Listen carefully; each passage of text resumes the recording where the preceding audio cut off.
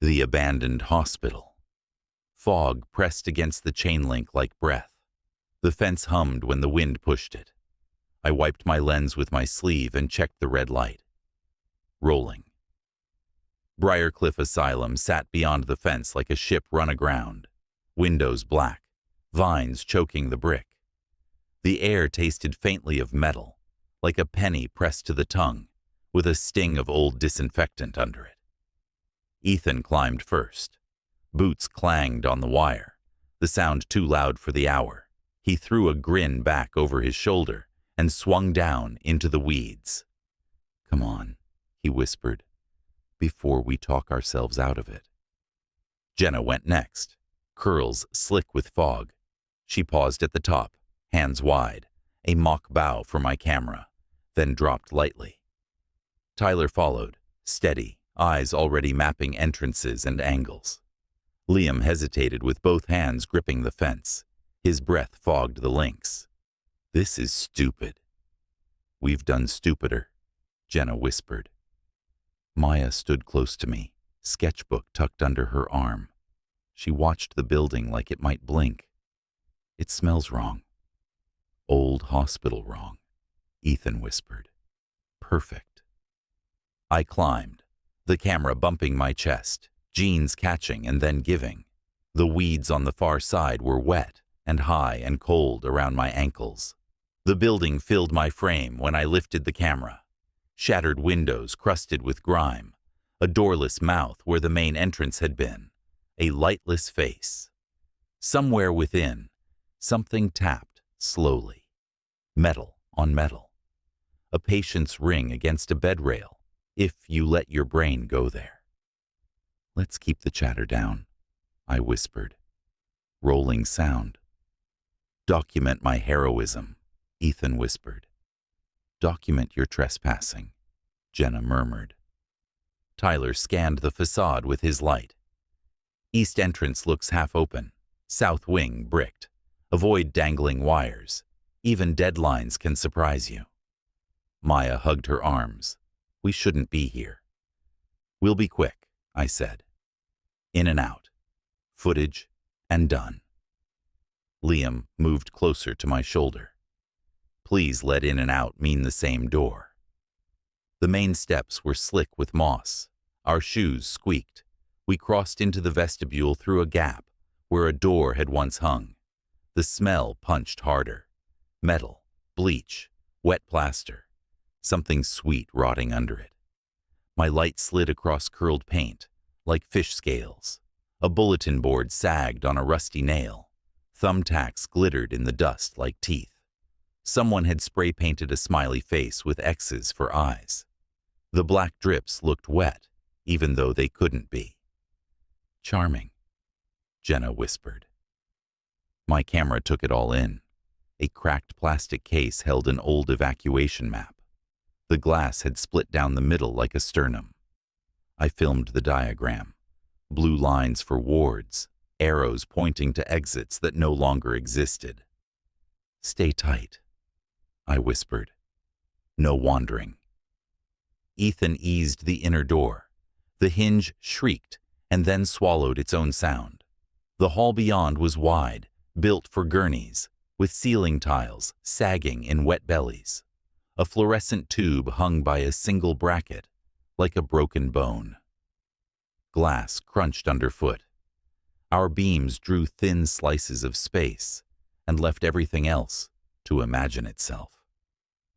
"Mark our path," Liam whispered, and handed Jenna a small roll of neon tape. She tore a strip with her teeth and slapped it on the doorframe. "Breadcrumbs." Tyler's light paused on a metal ring, bolted chest high to the wall. "Restraint point. Leather cuffs clip here. Prevents elopement." Maya pulled her sleeves down over her hands. The nurse's station stood open to the hall, the little talking window shattered. I panned across the counter, a dry mug with a tide line of old coffee, pens fused together by time, a stack of patient forms bowed in the middle. A file drawer gaped. Liam lifted a yellowed band from the papers with 2 fingertips. The ink had bled away, but one word still showed on the line where a name should be. Subject, Jenna read softly. Cute. Ethan looped the band around his wrist and held it up for the lens. Meet Subject Ethan. Take it off, Tyler whispered. You don't want contact dermatitis in the shape of a dare. Ethan peeled it away and dropped it in the drawer. Buzzkill. We went deeper. The hall dog-legged left. The temperature dropped like we'd stepped into a fridge. Our breath went visible. The camera monitor fogged and cleared. Double doors waited ahead, chained in a cross that looked deliberate. A fat padlock sat where the links met. Graffiti had been scrawled beside it. Do not open. You will not be the same, Jenna read, voice too bright. Tyler crouched. Footprints, he whispered. Recent ones. Disrupted dust. Multiple sizes. The hair lifted on my arms. I dipped the camera for a close shot. Arcs cut through gray toe and heel marks pressed into grime, some deeper than others, some skidding and stopping, as if the walker changed their mind mid-step. The chain vibrated under Ethan's fingers, with a thin chime, when he tugged and then let go. Maya stood very still. It wants us in there. The chain would argue, Jenna whispered. We are not opening that, I said. We document and move. We turned at a peeling wall map and followed a sign to East Wing. The sound of our steps changed from broken tile to concrete, hollow. My light slid over a water fountain furred in mineral bloom. The shadow shifted. When I swung back, the fountain sat dead and ordinary, but my skin felt too tight. A records room yawned to our right, door hanging from one hinge. Metal shelves bowed under the weight of boxes gone soft. Paper had slumped across the floor in drifts like snow. I kept my sleeve over my nose while Tyler knelt and opened a folder. His face did that blank thing he does when he reads something that sticks. Progress notes, he whispered, eyes scanning, voice keeping itself calm. Subject exhibited resistance during lumbar puncture. Further injections required. Observation overnight. Monitor screaming. Machines scream now, Jenna murmured. Alarms escalate, Tyler said. At 3 a.m, everything sounds like a scream. Especially if you want it to, Jenna whispered back. Ethan tested a metal cart. Glass bottles clinked softly. Amber liquid sloshed. He tilted one toward the light. Put it down, Tyler whispered. If that cracks and we breathe it, we'll all leave with headaches and regret. Ethan set it back carefully, palms up like surrender, eyes still bright. The corridor opened into a ward. Bed frames lined the walls, some flipped like dead insects. A wheelchair lay on its back, one wheel twitching as if nudged by a draft. My light froze it, and it settled. Straps hung from a bed, leather curled hard with age.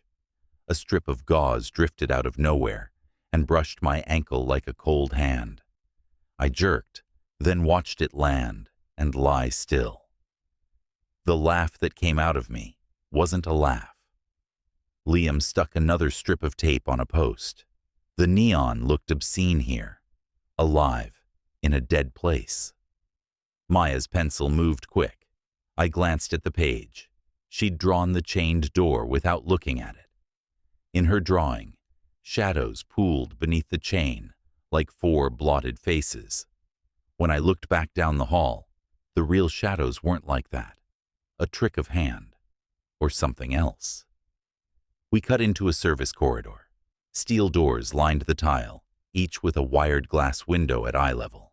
I peered through the first. A chair sat bolted to the floor. Straps draped its arms. Not a dentist chair, Jenna whispered. Restraint, Tyler said. A second room held a narrow table and a light fixture with its wiring exposed, the wires braided like hair.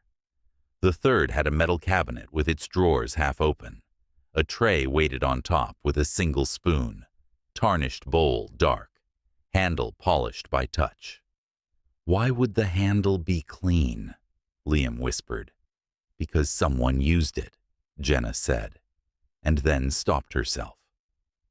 The corridor kicked left, and the hospital noises separated. The soft tap we'd been hearing found a new friend, a slow scrape somewhere above or below. I lifted the camera and zoomed on a far doorway. The autofocus hunted, little motors whirring, then settled. Dust swam like plankton in the beams. For a breath, the image hiccuped. A pale oval smeared across the far edge of the frame and vanished like a thumb brushed the lens. I scrubbed back a couple of seconds and played it again in my head. The oval wasn't there the second time. My eyes stung. I blinked and kept walking. "Turn around," Liam whispered. "We've got enough for a teaser." "We haven't even found the operating theater," Ethan whispered. "Why is that a goal?" Maya whispered back. Tyler pointed at a plaque tilted on a door a few steps ahead. "Operating theater." The word made my gut cold. He pushed his shoulder into the swollen wood until it gave, with a dry bark. Our lights slid in over a low surgical lamp, a center table with grooves leading to small cups, a tray glittering with nameless tools under a film of dust. Paper curled on a corkboard. The smell tightened in my throat. The air felt thinner in here. "Don't touch anything," I whispered, and moved around the perimeter with the camera. The lamp hung low enough to split a skull. The table's surface was nicked. The grooves were stained dark. I knew better than to name that color, even in my head. Maya stopped in the doorway and drew, hand fast. Jenna didn't cross the threshold. Liam did, but only far enough to put his back to the wall. Ethan tried the second exit and found it locked. He leaned in, as if he could listen through wood. "Don't," Maya whispered, without looking up. "Door's locked." "Then don't want to." The camera picked up a thin hiss at the edge of the sound, too high for comfort. The monitor flickered, a mosquito wing of static, then cleared. I stepped back into the hall because everything in me told me to, and because I wanted the wide shot of us from the doorway. Proof that we were small inside this room. We left the theater and hit a T-junction. A sign dangled crooked. East Ward left. Hydrotherapy right. The word hydrotherapy had been flayed halfway off. The drinking fountain beneath it had been ripped from the wall, leaving a rust scab in the shape of a rectangle. "Hydro later," Jenna whispered. "I'm not in a bath mood." "Ward it is," Ethan whispered. We followed him into a common room with a ceiling that had collapsed in a corner. Dust lay in dunes. Chairs were pushed back against the walls, the way you clear space when you need to bring something into the middle. Outside the black windows, fog pressed white against the glass. I filmed the angle of our entrance as if framing an exit could make one more real. "Power ever flicker here?" Liam whispered, eyes on dead fixtures. "Power's cut," Tyler said, "but your brain will make you see it anyway." Something clinked in the hall behind us, a single coin drop sound. We all went still. I kept my camera on the doorway we'd come through because I didn't want to turn and invite whatever made that noise into my face. The quiet that followed had weight. It sat in my chest and didn't move. "Raccoon," Jenna whispered. "Raccoon with pocket change," Liam whispered. "Rich raccoon," Ethan whispered, but the joke didn't land. We eased into a side corridor lined with patient rooms. Each door had a wired glass rectangle at face height. The first window showed a bed frame and a strap crumpled like a snake molting. The second held a tray on the floor with a spoon whose handle gleamed. The third made Maya stop and press her palm to the glass. "Someone's breathing." We listened. At first there was only the air moaning through the building. Then a thin sound slid out, like air through a straw, regular and far away. "Wind," Jenna whispered, not believing herself. I tried the handle. The door scraped open. Inside lay dust, a bed frame, and nothing else. The breathing didn't change because the breathing had been in our heads, or in the walls, or both. I filmed the empty smallness anyway, because empty rooms can be worse than full ones. In one of the rooms, a mural had been painted in a soft green meant to soothe. Round trees, a sun with a face. The face had been scratched away down to plaster, long nails dug into the cheeks. "Data says green is calming," Tyler whispered. "Tell that to the sun," Jenna whispered. We regrouped at the end of the corridor. A fire door waited with a push bar and a little window. I raised the camera and zoomed. For a blink, my reflection layered over the dark beyond. The screen shivered, and something pale floated behind my face and turned in the glass. A head shape, not a head. A smear of one. Gone before a name could form. I dropped the lens and stared through the real window. Only black. Only my own breath on the glass. I didn't mention it. I could call it a bounce, a glitch. Later is where you keep the things you don't want to say yet. Back in the common room, we stopped to think. The fog had thickened outside until the windows were nothing but milky panes. The air pressed down like a lead apron. My arms ached from holding steady. I checked battery. 2 bars left. Enough for an hour if I didn't second-guess every shot. "Left or right?" Ethan whispered. "Hydro or back to central?" "Out," Liam whispered. "Mark this. Come back in daylight." "Daylight ruins the vibe," Jenna whispered, but she wasn't teasing it with her old volume. "We'll go a little further," I said, because courage sounds like a plan when you make it out loud. "Then loop back. Mark every turn. No solo side trips." Maya closed her sketchbook carefully, like putting a lid on water. "Tape won't matter." "It will make me feel better," Jenna whispered, slapping a bright strip on the frame. We moved past a service stairwell where the door stood open half an inch. Cold poured up from the dark like someone had opened a chest freezer 3 floors down. My light slid down and disappeared. Everything in me leaned toward it. Something older in me leaned away. "Basement later," Ethan whispered. "Save dessert." "Basements are not dessert," Liam whispered.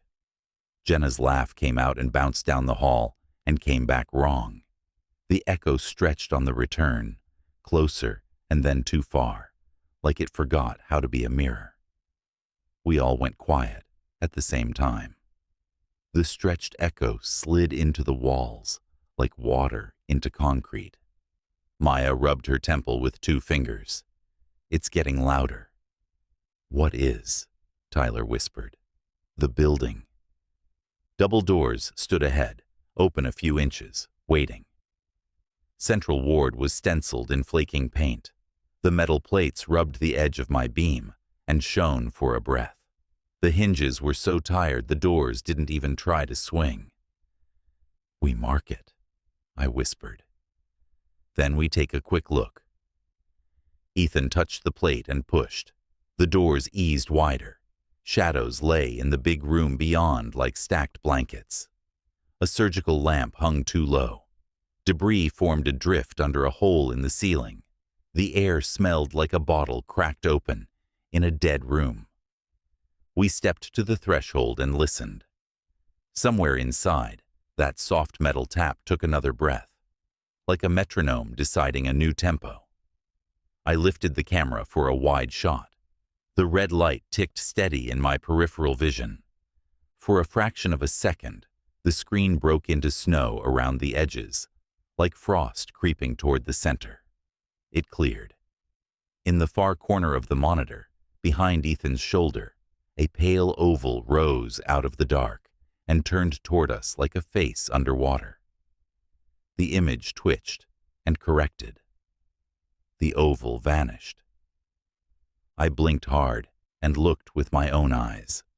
Shadows, dust in the beam, our small moving lights, nothing else. 2 minutes, I whispered. Then we go back to the tape. No one argued. We crossed the line into the ward, our lights stroking cold metal and peeling paint, the camera catching more than I wanted to know and less than I would admit.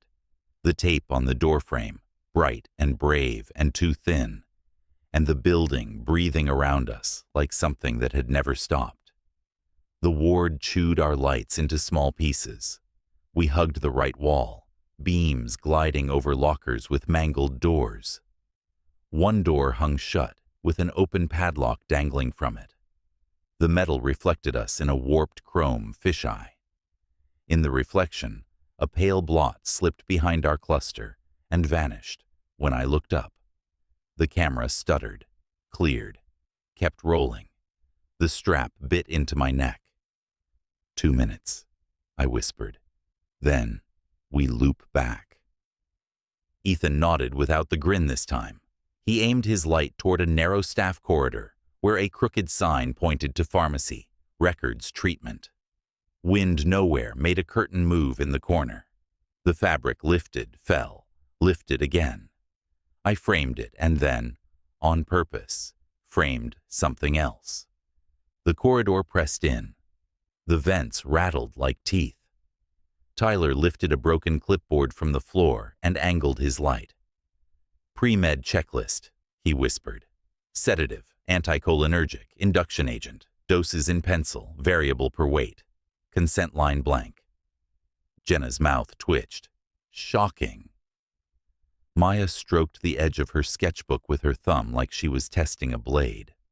Liam stayed close to my shoulder, fingers touching the neon tape we'd stuck earlier, as if confirming it hadn't turned into a trick. The pharmacy door had been pried long ago. Empty boxes slumped on metal shelving. In a corner, a tumble of tiny glass ampules glittered. Most were clean. One still held a smear of cloudy liquid in its tip like something trying not to be part of the air. Tyler crouched without touching anything. Phenol, ether, barbiturate, lot numbers erased with solvent. If you were hiding a series, you'd do that. Love a series, Jenna murmured. The next door's pane was frosted.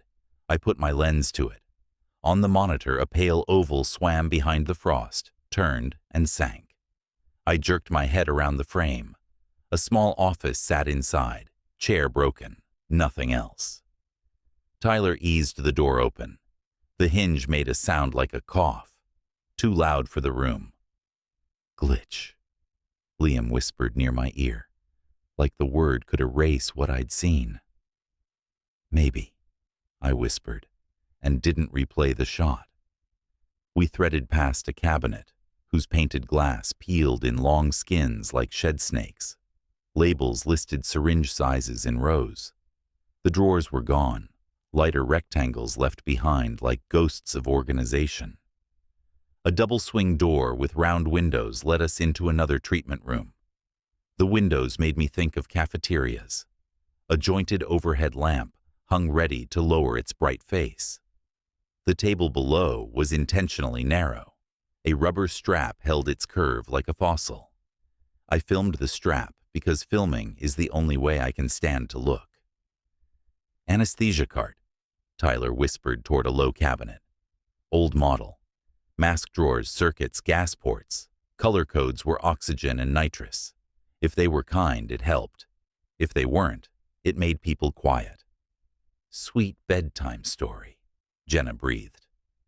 Maya backed toward the door and planted her heels like she wanted a line behind her to cross fast.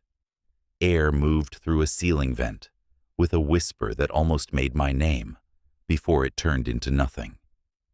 The camera looked up at the grate as if waiting for a pupil to open. "Did you hear that?"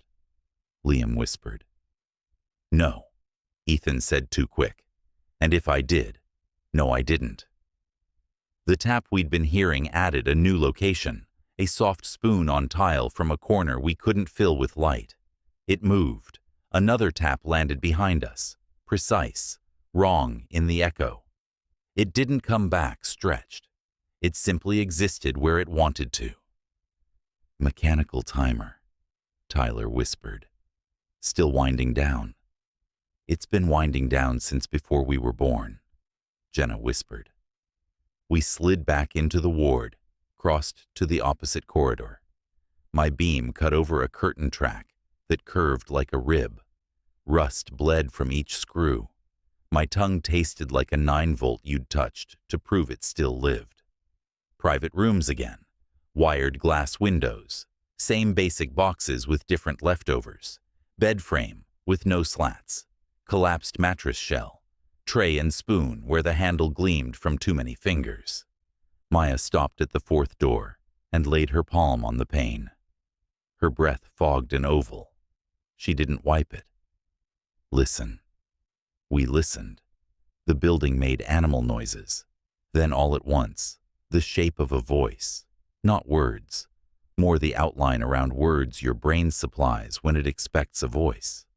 Under that, a drag like something heavy, being pulled by someone who had time. "Wind," Tyler whispered. "Tell my spine," Jenna breathed. I turned the handle. Stick, scrape. Emptiness with texture. Bed frame, yellowed walls. Floor scored by long skids where something had been moved often. The whisper stayed out in the hall, disinterested in furniture. The drag stopped and left a print in our shoulders. In the next room, a mural had been painted in therapy green. Trees with round tops, birds like check marks, a sun with a face clawed down to plaster. Fingernail width. I filmed the gouges. The dust through a little rainbow, like an oil slick in daylight that never came. "Color calms," Tyler whispered. This was meant to shorten restraint. "Tell the sun," Jenna murmured, and touched the wall with a fingertip she instantly wiped on her jeans. The corridor tightened like a throat. At the last door, the handle wouldn't turn. The glass felt colder against my cheek. I zoomed in. Behind the wired pane, a figure crossed left to right with slow, careful steps. Medium height, narrow shoulders, bare feet. It reached the wall and didn't pivot. It slid on into the angle and was gone, like there was an extra inch of space we hadn't been offered. My stomach dropped in the elevator way. I blinked until my eyes hurt. The room looked ordinary again. Dust, bed frame, nothing else breathing. "Claire," Liam whispered. "You froze." "Glitch," I said, because habit builds its own religion. Maya's pencil was already moving. I didn't remember the sketchbook opening. She drew a faceless figure leaving crescents with its toes. The corridor behind it bent wrong. She stopped and stared like someone else had done the lines. "Back," Liam whispered. "Follow the tape." "Hydro first," Ethan said. 2 minutes. "Hydro is a pool for ghosts," Jenna said, but we were already aimed there. The double doors with frosted panes gave way with a sticky push. Inside, tiled walls reflected our beams. A giant sunken tub yawned like an amphitheater. Steel rails curved into where water should have been. The air carried a sour memory. A wall clock had died at a time that made no sense. The second hand pointed just off the 12 in a way that made my jaw tighten. "Whirlpool," Tyler whispered.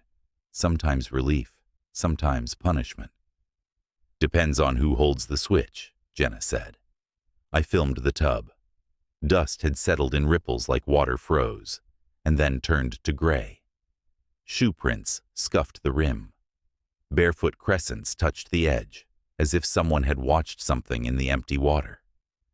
The camera white-balanced wrong for a second, turning the tile's bone and the tub bruised dark.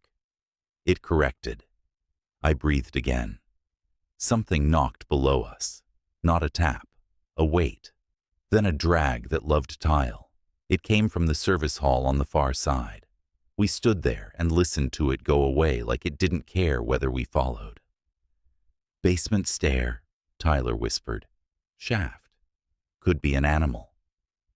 With a stretcher, Jenna said. Maya held her pencil above the page and refused to let it land. She mouthed numbers. I didn't ask which ones. We pushed through the door opposite the tub and came out on the far side of Central. Air slipped colder, a sleeve down our backs. Steam-shaped shadow crossed the end of the hall and vanished. My light threw no shadow for it. The camera hissed like a shell at my ear, then calmed when I pointed it at us. I kept filming because the rectangle made us a thing, and things are harder to erase. A machine sat on a cart under a plastic sheet in a shallow alcove. The plastic had stayed weirdly clear. Knobs and two big dials bulged through. Backward letters bled through the cover. ECT, Tyler whispered. Early model. If they were careful, it helped. If not, it shut people up. Ethan's hand hovered near a dial. How does it work? Electricity interrupts rhythm, Tyler said. You need anesthesia, a relaxant, airway support. Here they probably had a mask and a prayer. Monitor screaming in that note we found was just a tone in a room. Maya took a step and stopped like something pinched her wrist. She slid the pencil behind her ear. The pencil shook. We go, I whispered. Loop back. We have plenty. No one argued. That scared me more than any sound. We followed our own map toward the common room. The tape we'd placed shone like a toy left behind. Corridors went 1 degree wrong. Angles didn't meet where they used to. Echoes returned heavier, slower, like a larger set of feet paced us from a step away and enjoyed the puzzle of stopping exactly when we did. We reached the row of patient rooms again. The door near the end trembled in its frame. The wired glass buzzed with a slow, regular shiver, as if breath pressed it from the far side in careful, counted exhalations. Don't, Liam whispered. We should see, Ethan whispered, but he didn't move. The shiver paused and held like waiting learned patience. The not-voice whisper spilled through the walls, trying on the shape of our names and getting them wrong. The delayed echo of Jenna's laugh slid back down the corridor, stretched and slack, a recording dragged with a finger. It's repeating us, Jenna said, but badly. I lifted the camera to the trembling pane and zoomed into grain. The wire turned everything into a chessboard. The room was the same bland square. Bed frame, tray flipped. Then something crossed the floor on silent, careful feet. Toes left crescents. It passed beneath the window. The glass fogged in one brief oval and cleared, and nothing stood there at all. My hand reached for the handle. Maya's fingers brushed my sleeve. Not a pull. A question. Don't invite it. We have to prove it's nothing, I whispered, and heard the lie. The handle turned with a soft click. The door opened on charged emptiness. Dust held the shape of attention. The tray sat upright now as if a patient minus a body had tidied. I put one foot inside. My print pressed into the gray like a stamp. No other prints near the bed. The room tasted like pennies. Behind me, something heavy scraped the world out of alignment. It passed, not down the hall we stood in, but through space beside it. Metal, obeying a map, the building kept for itself. Back, Tyler whispered. I stepped out. The camera picked up a fine static like grasshoppers. The noise vanished when I pointed at our own bright tape on the frame. Okay, I whispered. We're done. Ward, records, pharmacy, hydro treatment. We leave. We review. We decide. Ethan looked toward Central, wanting one more thing. Then he looked at Maya's white knuckles on the sketchbook and didn't argue. Out now, Jenna said. Out now, Liam echoed. Maya shut her sketchbook and held it to her like a shield. Out now. Tyler angled his light down. Fresh edges, he whispered. Bare prints, leading toward Central. They curved out of the row of rooms and into the wide space where the lamp hung too low. Toes crisp, heels clean. The dust kicked a little at each edge like someone moved careful and quick both. They led across the threshold we'd pushed open and dissolved where too much history churned. The tap changed pitch again, not speed, mood. The metronome in its head decided a new piece.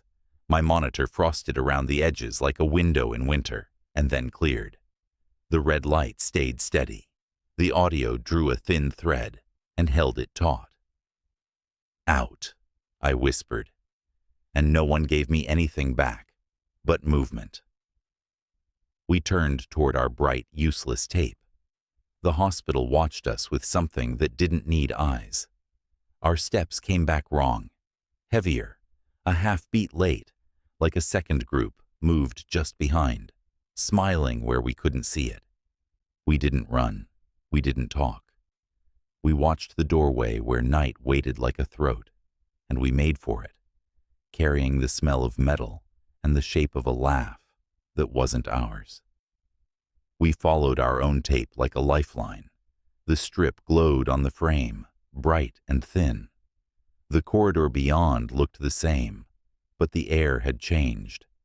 The smell of disinfectant sharpened. The metallic taste thickened at the back of my tongue. My camera hissed for a breath and then went quiet, the way a chest does when someone holds it down. Keep eyes up, I whispered. Stay tight. No one joked. We moved as a compact shape, lights overlapping so the dark had fewer places to live. The familiar hall carried a new sound, a low hum, buried under the building's normal noises. It wasn't power. It was the idea of power remembering itself. Tyler angled his beam to the floor and froze. Fresh, he whispered, heel edges crisp. Bare footprints cut across our scuffs and went ahead to the central ward. Toes pressed crescents into dust. Even weight. No drag. The stride kept a steady distance like it belonged to someone who never looked back. Not ours, Liam breathed. Not a raccoon, Jenna muttered, too dry to be funny. Maya didn't open her sketchbook. She held it to her chest like a shield. It's guiding us. Or luring, Ethan whispered, which is not the same. We reached the central doors we had nudged open before. They stood wider now, not because of us. The gap invited. The surgical lamp hung inside like a low moon. Dust drifted under it in slow, pulsed waves, as if something moved air deliberately. My camera picked up a faint static along the edges of the frame, like frost creeping. It cleared when I focused on our bright strip of tape instead of the room. I filmed anyway. The rectangle helps until it hurts. 2 minutes, I said. Then we're out. Ethan nodded once. Jenna touched her fingertips to the tape like you touch a charm for luck. Tyler exhaled and reset his grip on the flashlight. Liam adjusted his backpack straps without knowing he did it. Maya stood on the threshold and didn't cross until the rest of us did. The ward absorbed us again. The lamp buzzed with a mosquito whine that shouldn't exist without power. The jointed arm looked ready to lower its bright head. The curtain at the far end lifted, fell, lifted, like it was breathing. The hum under the normal noises got a tone. Listen, Liam whispered. The tone thickened. Not a single note, but two. One high, one lower. finding each other like a duet coming into tune. My camera mic caught it cleaner than my ears. The red light stayed steady. The picture sharpened until it felt like a bad idea. A heavy metallic bang cracked the air. It didn't echo right. It traveled sideways through the building, then hit the ward from 2 directions at once. A second bang answered, closer. Dust dropped from a hole in the ceiling like a small gray rain. Jenna's light jumped. Earthquake. No, Tyler whispered. Doors. The ward doors behind us glided in a few inches, then stopped with a cushioned sound, like rubber meeting rubber. The same sound came from deeper inside, as if another set of doors did the same. The building sighed. The hum rose a half step. The lamp flickered once and kept a low glow. It was wrong. The wrong part made my hands shake. Back out, I said. Now. We pivoted as a group. Our tape strip glowed on the doorframe like a lighthouse. The doors we'd pushed had moved just enough to feel different under my hand. I put the camera down for a second, shoulder strapped tight, and pressed both palms to the metal. It was warmer than the air. It didn't want to give. Tyler added his shoulder. Ethan grabbed the other panel and pulled. The doors shifted a fraction, and then met an invisible catch. Another point, Tyler whispered. Top latch. Ethan reached up. Nothing. He pushed again. The panel flexed and then slammed itself back against something we couldn't see. The sound went up the bones of my arms. Not happening, Jenna said, voice too calm. In the ward, the curtain moved, as if someone walked behind it and brushed cloth with a sleeve. Shadows adjusted without a source. My camera pulled focus to the far end, and then back to our faces, like it couldn't decide what mattered. Other exit, I said, and I heard my own breath in my ears, fast, and trying not to be. We angled across the ward to a side corridor. Footprints crossed our path there, the same bare crescents, the edges still sharp. They led through the corridor and stopped at a door with a window. The wired glass showed only dark on the other side. I lifted the camera, zoomed, and watched the dark become a grain field. For a blink, a pale oval drifted through the grain, like a head rising out of deep water. It turned toward us. The image twitched and corrected. Nothing stood there anymore. Don't, Maya whispered. We're not opening anything, I said, and my voice knew it was lying. The metallic bang came again, closer. Another door somewhere took its final inch and sealed with that rubber-on-rubber kiss. The hum under the air settled into a firm line. Lamps we hadn't noticed hummed back too. Not bright, just present. A low sodium glow that made skin look like wax. There was no live power in this place. I knew that. My camera knew that. The building disagreed. Claire, Liam whispered, we need the stairs, the stairwell to the right. We cut toward the service stair we had passed. The door stood ajar the same small amount as before. Cold poured up from below, a slow exhale. The stairwell smelled like wet stone and old pipes. A chain lay coiled on the first step, like a shed snake. My beam touched it, and something inside me recoiled, as if it had moved. It hadn't. It only waited. Down or back? Ethan whispered. Up, Jenna said. Roof, light, phones. No roof access from service, Tyler whispered. Mechanical only. The tone under the air climbed a notch. It vibrated my jaw. In the corner of my monitor, pixels shimmered into a pattern, like the ripple you see on a monitor when you film a monitor. No monitor existed here, just walls that remembered what one sounded like. We can't split, I said. Central again. The main hall. Exit we came through. We hustled back into the ward and toward the far doors that would dump us into the main artery. As we neared them, a shadow pulled away from the doorframe and resolved into a shape with height and shoulders, and a head that was wrong. The head was too smooth, too round, porcelain white, crackled with hairline fractures that webbed the cheek and brow, pinholes where eyes should be, no mouth. The white face turned as we turned. More shapes slid out of the gloom like figures coasting out from behind curtains. Silent, measured. Each wore a mask like that, each mask nicked and stained. Faded scrub tops, aprons stiff with age, sleeves rolled to the forearms, hands in latex that made no noise when fingers flexed. Jenna breathed a word that didn't help. Ethan raised his light. The beam flared off a mask and came back into his eyes. The figure didn't blink. The pinholes didn't need to. Back, I said. Back, back. We retreated as a cluster toward our original doors. Figures slid there too, stepping into our space with the same slow patience. They knew our paths. They had practiced. One of them lifted an arm. A metal tool glinted. Not a knife, a clamp. Another held straps looped like sleeping snakes.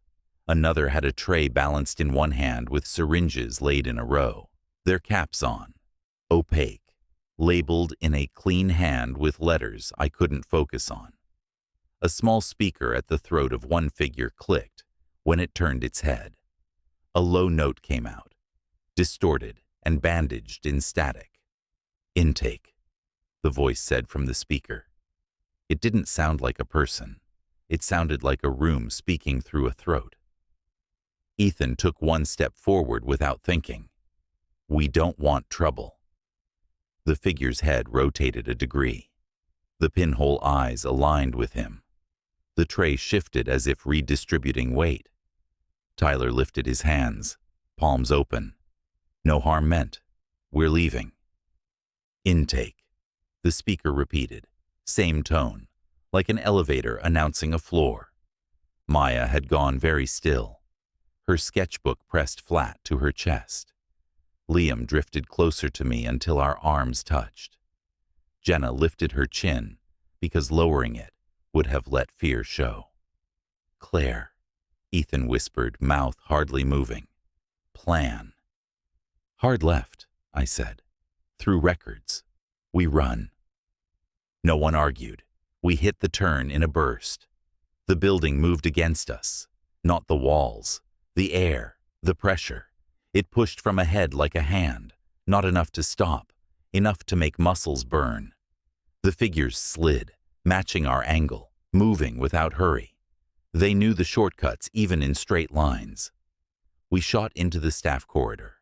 The ampules glittered in the corner again, catching our lights like fish. The rattling vent coughed and blew out a breath that smelled like cold steam. We passed the frosted office. The blur behind the pane tracked us for a second and sank. The double swing doors into treatment waited. We burst through. The elbows and wrists of the overhead lamp flexed a fraction like an arm waking. The table waited, strap set. The ECT cart's plastic sheet made a dry whisper as air moved.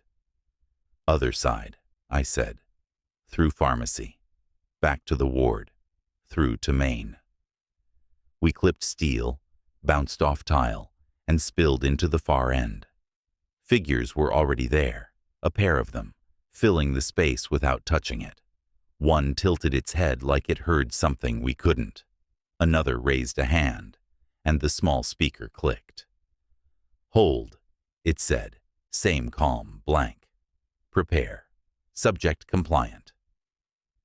Ethan lunged for the gap between two figures like he was diving through double doors that weren't there.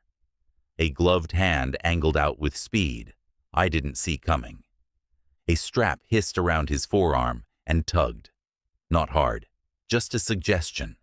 He ripped free with a noise that wasn't a word. He would have swung if there had been anything to hit that felt human. Back, Jenna rasped. We pivoted and ran the other way. The hospital played with distance. Corridors seemed longer than when we had walked them. Our breaths got loud and messy and wrong in my headphones. The camera strap carved my neck. The red light stayed steady. The frame added thin snow to its edges. The center stayed cruelly sharp. I wished for blur and didn't get it. We chose the service stair. The cold rose out of it like a body had opened a freezer down below and waited for us to lean in. The chain that lay on the first step didn't look coiled now. It looked placed. Liam grabbed the door and pulled it wider. The hinges moaned. The sound ran down into the dark and woke more sound. "Go," Ethan urged. "Basement is a bad idea," Jenna said, even while her foot hit the top step. "Up is sealed," Tyler said. "Any path beats none." We stepped down 3 flights of metal with a clang we couldn't smother. The light felt thick. The air had that locked room weight. At the landing, a service door opened to a corridor, with tile, like the hydro room. Moisture beaded on grout lines, as if someone had exhaled on the walls, at scale. We stepped into it and listened. The hum from upstairs grew softer. A new sound took its place. A soft, mechanical chuff. Air moving through a mask. Not here. Nearby. Then the drag again, patient and content, a gurney leg mapping tile. My stomach pulled itself into a fist. "This is wrong," Liam whispered. "This is worse." The corridor ended at an elevator with a gate. The gate was half up as if interrupted mid-rise. Behind it, the shaft waited with old oil smell and the dark of rooms far below. A paper tag hung from the control box. Date decades past. Ink still legible. I filmed it because that's what I do when I can't do anything else. Footsteps clicked behind us. Not boots, not bare feet, rubber soles, even pace. We turned as a group and braced, like that would matter. Figures filled the corridor in a quiet line. Masks smooth and cracked and patient. Cloth aprons stiff. Sleeves rolled. Gloves clean. One carried a canvas bag with a drawstring. Another had a clipboard where nothing was written. A third raised a syringe in a gloved hand. Cap on. Label neat. Plunger smooth. The small speakers clicked alive in 2 throats. The voices layered, not quite in sync. Intake. Prepare. Maya's pencil slid from behind her ear and hit the floor with a tiny sound. The hallway took that sound and stretched it thin and let it go. Tyler stepped half in front of us without knowing he'd done it. Hands open, like he thought he could argue with the rules of a place that didn't need permission. "Stop," he said, and his voice sounded like something under glass. The figures didn't speed up. They didn't slow. They measured the space. They respected the corners. The straps hung, ready. The tray didn't rattle. Nothing rattled. We backed to the elevator gate. The shaft breathed cold into my face. I leaned away on instinct. The camera put the scene into the rectangle. It made us characters in a place that had written itself long before we arrived. In the upper corner of the frame, a pale oval drifted, closer now, edge-lit by someone else's notion of light. It turned toward the lens. It didn't have eyes. It saw anyway. "Claire," Jenna whispered. "Door. Left." A maintenance access I hadn't clocked before stood half-hidden under a rung ladder. A slide bolt held it. Rust welded it in place. I hooked my fingers and yanked.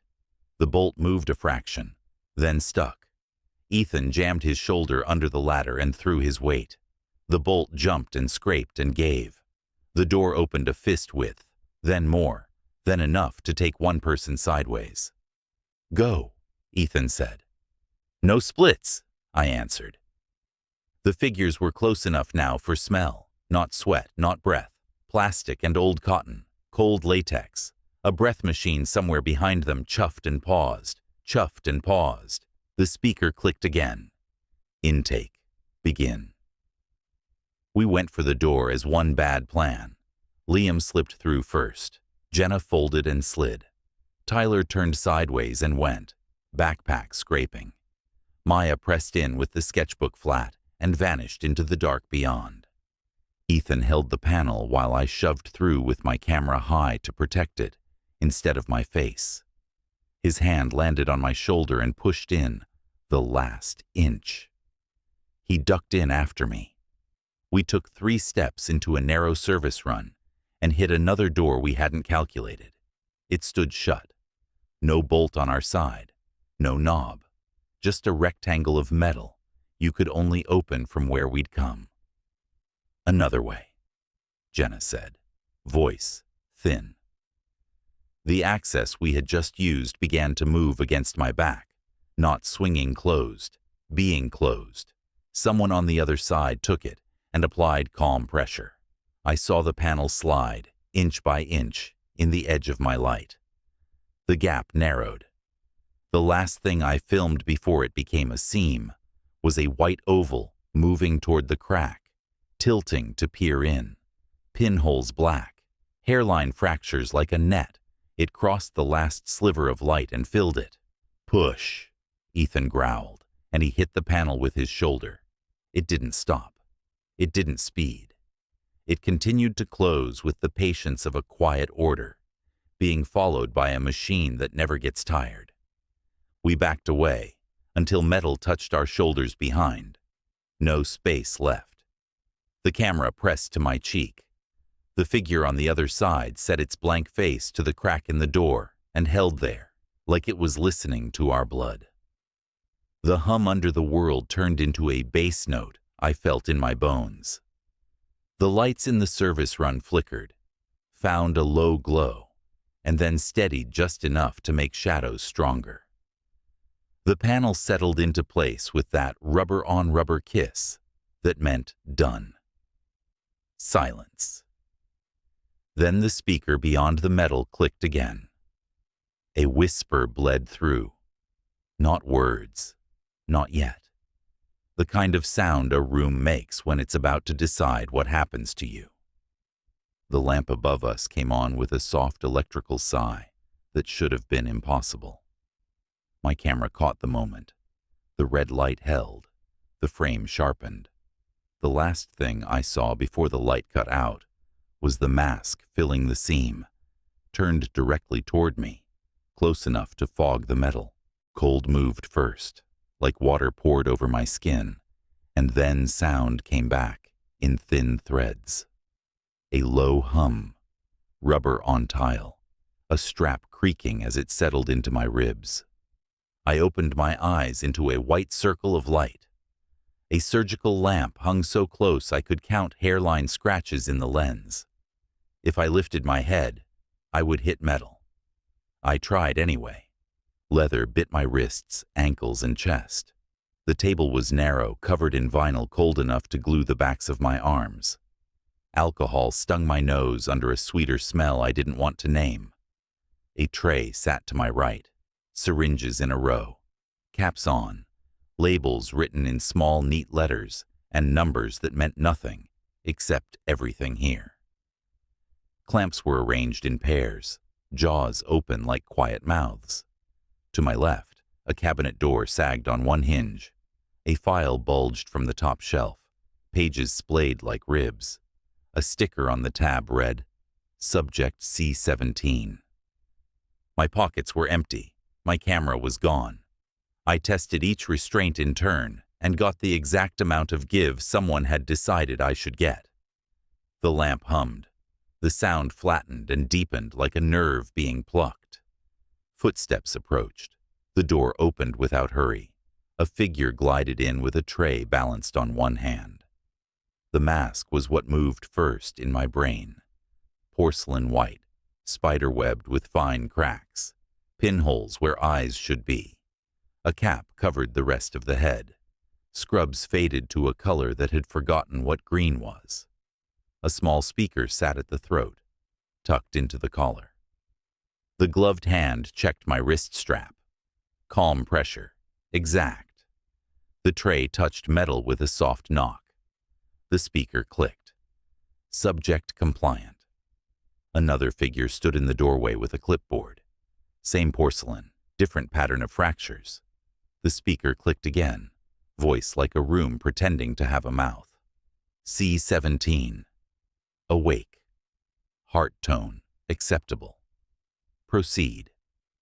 I swallowed. The air tasted like pennies. What do you want from us?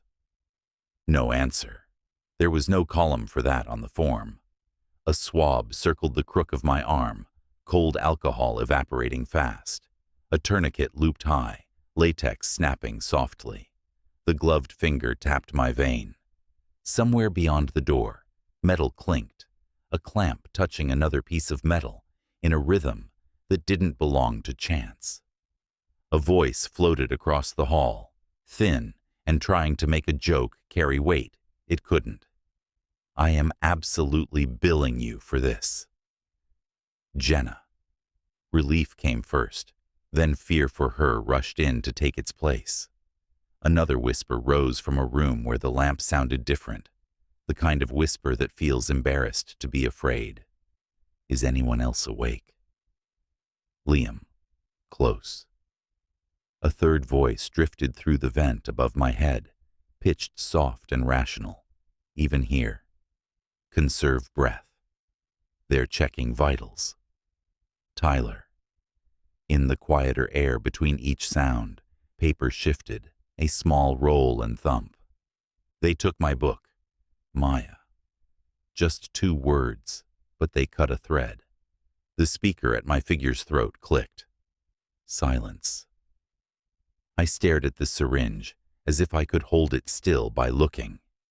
It held a cloudy fluid that clung to the barrel and then settled into a clean line. The cap came off with a gentle snap. The skin of my arm prickled before the needle touched it. Leather pushed back into bone when every part of me tried to move at once. You don't have to do this. The mask tilted a fraction, like a fly had flown past. Compliance reduces duration. The clipboard moved. A pen drew a straight line. Across the hall, a narrow wired glass window reflected my lamp as a white smear. Movement cut the reflection, another lamp beyond, a wrist trying to rise against a strap. A face turned. Even with a mask strapped over his mouth, I knew him by the angle of his jaw and the stubborn shine in his eyes. Ethan. He saw me in the corner of his window and made a small shake of his head, the kind that meant both I'm here and don't. A clamp touched his arm. Another figure leaned in. The mask's pinholes faced me like they could see through a straw. Hold on. The needle kissed my skin. Clean pain. A cool line slid under the surface and found my bloodstream, and the room shifted a half-inch to the left. The ceiling breathed once, and then pretended it hadn't. I counted to 10 to give my hands something to do without moving. At 11, the lamp's hum developed a thin second tone. At 15, the strap across my chest felt less like a hand and more like a wall. The door to my room stayed open. I could see the door across the hall open too. A strap popped as someone tightened it an inch. A laugh tried to get out of Jenna and hit a mask instead. I want a lollipop at the end. 2. Subject B19. Maintain airway. The mask lifted and lowered over her mouth. A strap across her chest shortened a notch. Her breath came thin and shallow. Her humor dropped into it and tried to float. Tyler's voice carried again, somewhere between careful and cold. What are you administering? No answer. He tried again. The code on the label. What's your endpoint? Air hissed through a filter. It might have been an answer in another language. The second figure stepped to the head of my bed with a small flashlight. Fingers lifted my eyelid. Light punched into my skull. The speaker clicked. Pupils reactive. A cart rolled past my door. One wheel sang against a chip in the tile, a tiny high note each time it crossed the same spot. The soft rhythmic tap came back, patient, like someone winding a clock that never stopped. "You can stop this." Words left my mouth and hung there. The clipboard paused and then wrote again. C17. Restless. The coolness in my arm lengthened. The ring around the lamp's light fattened. Skin at the edge of the strap itched where sweat couldn't go anywhere. Beyond the door, the two figures in Ethan's room placed his arms on boards and looped straps twice. Adhesive dots stuck to his skin like gray coins. Wires trailed to a machine that looked proud of being old. If it had ever displayed a number, it had forgotten how. The figures didn't need numbers. They had their ritual. He met my gaze. The grin that wasn't a grin flickered in his eyes. The look he got right before jumping across a gap he knew he shouldn't. A figure tapped the inside of his elbow. His hand clenched. The strap translated motion into stillness. I listened for Liam. His voice came thin and urgent. I got one hand loose for a second. If I twist my thumb, wait for the hall. We were already in one. The swab circled my arm again. A second syringe appeared, the same cloudy shade, a faint fizz trapped in the barrel, like a memory. The cap came off. The tourniquet tightened. The lamp's hum split itself into two notes that did not like each other. My fingers tingled with marching pins. Jenna's laugh tried again and turned into a scrape against cloth. "You are the worst tour guide. Subject B19. Observe silence." Tyler spoke, steady. He had filed the edges off his voice on purpose. "You're endangering her airway with that strap. One notch. It will not affect compliance." The strap clicked. I heard the difference in the space around her breath. A small part of me unclenched. Another part tightened at the word he had chosen, the way it matched the building's language too well. Maya whispered upward. "Do you hear the pencils? I hear you. They're not in the book. They're still writing." The image made my stomach sway. Graphite moving alone across paper, in a room she couldn't leave. The corridor brightened a notch and then dimmed. Another figure paused at my door. This one wore a stiff plastic apron stained the color of old water. The speaker clicked. C17. Observe. The hand at my wrist pressed the back of my knuckles. Fake comfort. The other hand lifted my wrist to check slack and found none. The pen moved on the clipboard in a straight, even line. C17. Injection time recorded. I focused past the doorway. The room across the hall sharpened in a single slice. Ethan's eyes were very bright. The masks bent closer with clamps ready. The machine at his elbow woke with a soft mechanical click I felt in my teeth more than heard. His muscles bunched, straps held, and still he managed to make the look that meant, "Don't give them what they want." "Read a label, Claire." Letters refused to stand still. I tried again, forcing them into place. G. 9. Something. It won't hold. It's okay. It wasn't. The needle touched my skin again, and the second dose slid into the first like a hand into a glove. The world turned into a strip of film, being pushed to the next frame. The lamp haloed. The doorway stretched and narrowed and became a slot of light.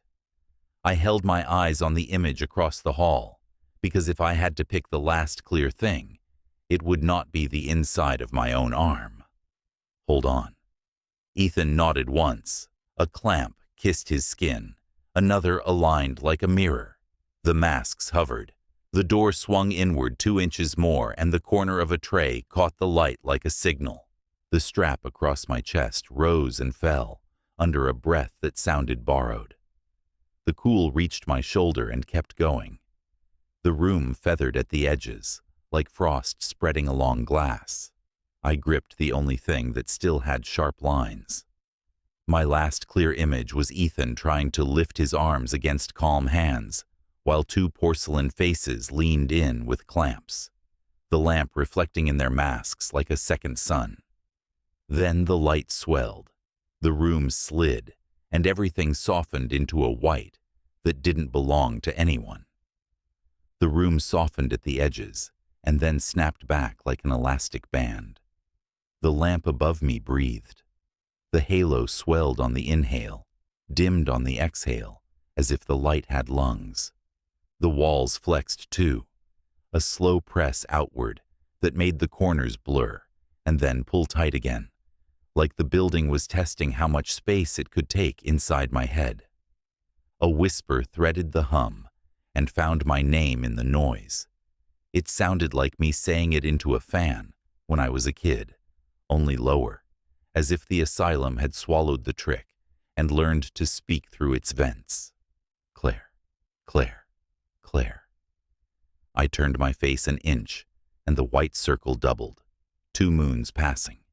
The strap across my chest felt like a hand now, not leather, the palm heavy, fingers spread. In the hall, a speaker popped, and the building spoke in a flat voice. Subjects stable. Proceed observation. Maya's voice rose through the vent, soft and wrong, as if she talked into a pillow. I can hear pages. They're turning by themselves. It sounds like our voices on paper. Do you see your book?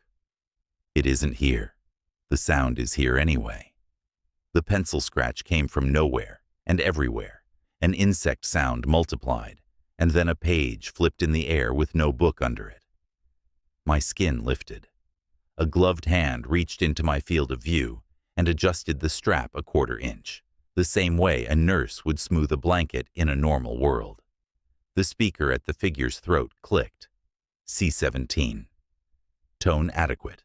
Continue. Across the hall, in the wired glass window, Ethan arched against his restraints like a wave. Mirrors of clamps clicked open and settled. Adhesive pads puckered the skin of his forearms. Wires trailed into an older machine that didn't show numbers, but showed its opinion with a low, eager hum. A second figure pressed the mask tighter over his mouth. His breath fogged plastic for a beat and cleared. His eyes found me, the grin that meant, "This is a bad idea," flickering in the bones around them. He blinked twice. A code, our code, though we'd never made one. Ready, ready. Don't give them anything. He nodded, small and hard, and the clamps found metal with soft kisses. The machine answered with a sound that wasn't a beep so much as a held note, like someone tuned the air. Tyler's voice came from a room to my left, steady enough to be a disguise. What dosage is that? You listed benzodiazepine earlier. What's the second agent? You're fighting hypotension with something. There are safer protocols. The figure near my elbow didn't look at him. The speaker clicked and released a string of words like they were pulled from a template. Subject A22. Inquiry recorded. Continue. Tyler, stop. We need information. You sound like them. He didn't answer. Or maybe he did, and the building ate the words. Jenna's laugh started small and tough and wrecked itself against a strap. This is the worst spa. The strap over her chest creaked tighter. The monitor that wasn't a monitor somewhere near her bed gave a bland tone that felt like a warning, pretending to be calm. B19. Observe silence. I can't breathe. The strap eased 1 notch after a pause that felt like a test. Her next breath came like a coin found under a couch. Relief slid through me like warm water and froze in the same instant, because if they could hear and respond, they could choose not to the next time. Liam's whisper carried thin and bright. I got the loop to slide. My thumb. I can maybe get it. Wait for the door, I said. Wait for noise. The hospital obliged with a distant clatter and the long patient scrape of metal over tile. It came from a place that existed in blueprints, but not in our eyes. The air shifted against my cheek like breath that didn't belong to a body. The lamp above me pulsed twice, a heart skipping under a hand. A second voice swam up through the speaker in the ceiling, distorted until it was almost a growl. Phase 1. Apply stimulus. Record response. The gloved hands over Ethan's forearms pressed clamps into position. The machine's hum deepened. His shoulders knotted and went still. The first jolt wasn't the dramatic snap my brain had prepared. It was a quick, mean twitch that traveled up his forearm like a secret. His eyes flared. The mask swallowed a sound. He tried to free his wrists out of the loops, and the loops translated effort into compliance with a quiet efficiency that made my teeth hurt. Keep breathing. He blinked twice again and locked his gaze like that might keep him tethered. The machine adjusted itself, a soft click and a notch up. His hands jerked harder. The film of his skin recorded a tremor that traveled. He refused to make it into a performance. The refusal made the room pay more attention. Tyler spoke again, and it did something to me I didn't want. Monitor his airway. Your impulse spread shows. Loosen one strap. You'll get cleaner data. Whose side are you on? He didn't answer me, or he did, and the building took it. A figure in his doorway turned its porcelain head a fraction, as if intrigued by the sound of someone using its words. The walls flexed, the corners bowed. My lamp breathed in my face, closer, then farther. Shadows moved in patient arcs and pretended to be instruments when I looked enough to give them permission. The strap under my chest lifted me like a hand patting down a bedspread. I could taste electricity. It tasted like a battery misremembered by a mouth. Maya's whisper thinned to a wire. The trees I drew are moving.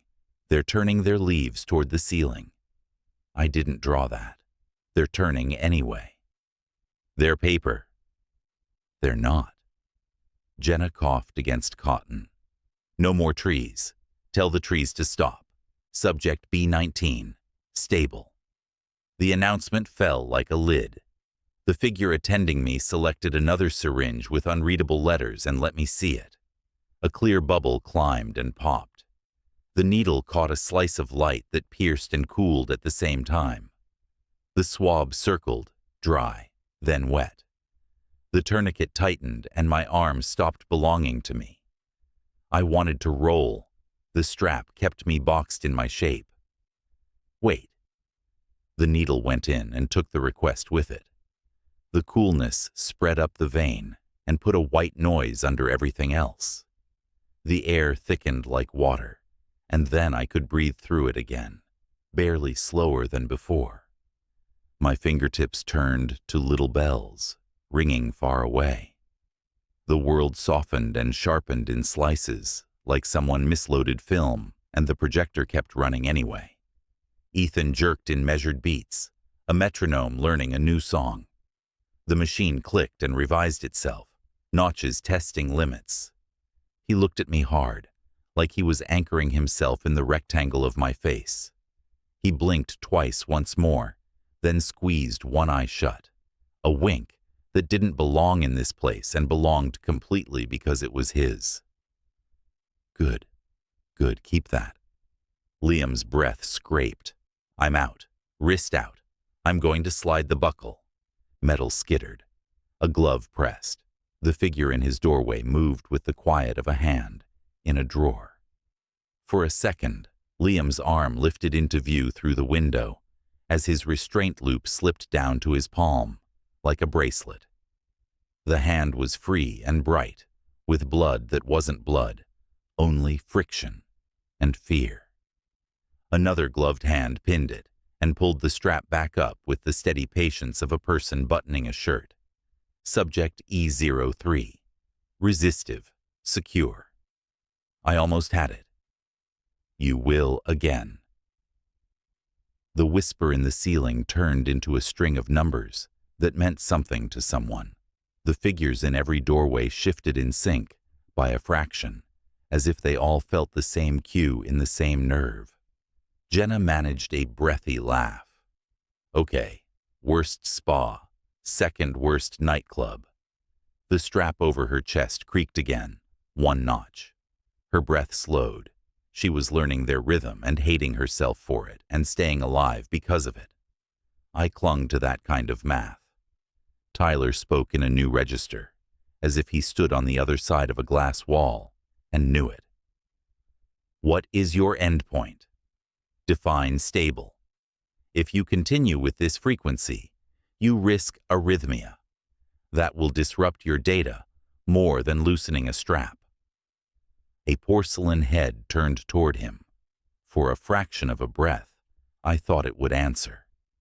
The speaker clicked and released a phrase that had nothing to do with questions.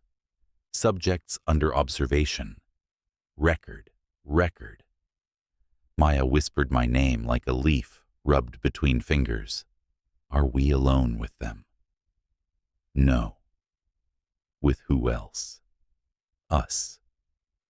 That should have helped. It didn't. The lamp swelled and breathed. The walls flexed and sighed. The floor found a seam and slid a hair. The distant drag came again, patient and content, like a gurney leg mapping old tile. The noise settled into the sound of my blood. The figure beside me lifted my eyelid with a thumb. A small light stabbed and left a comet trail. The speaker murmured, "Pupils reactive. Leave us alone." The room moved its shoulder in a shrug I could feel, only because I had nowhere else to put the sensation. The clipboard scratched a line under a line. C17. Dose 2. Observation continues. In Ethan's window, clamps clicked to rest. His arms shook with leftover electricity, and then eased. The mask moved with the kind of breathing that hurts, but proves something. One of the figures removed a contact and peeled off adhesive, careful, almost tender. For a second, the human in the gesture overflowed the mask. Then the hand reached for a new pad, and it was gone. He looked at me and made a face with his eyebrows that meant almost like a joke. Piece of cake. Piece of concrete. The speaker in the ceiling cleared its throat. Subject B19. Transfer. My stomach dropped like an elevator miscalculated a floor. The figures at Jenna's bed moved in quiet, practiced angles. Straps loosened in an order that felt old and perfect. Her arms were free, and not free because hands took her wrists in the same motion. The wide strap at her chest came off, and she fought for a bigger breath on instinct, and they gave it to her, because they wanted her moving. Don't let them. I know. Jenna. Present. The humor scraped up, small and sharp. If anyone live streams this, I'm haunting you. Two figures slid aboard beneath her with a soft wood-on-vinyl sigh. Gloves gripped the edges. A third lifted her legs and tucked a strap over her shins. Efficient, not cruel, not kind. The speaker at one throat clicked. B19. Compliant.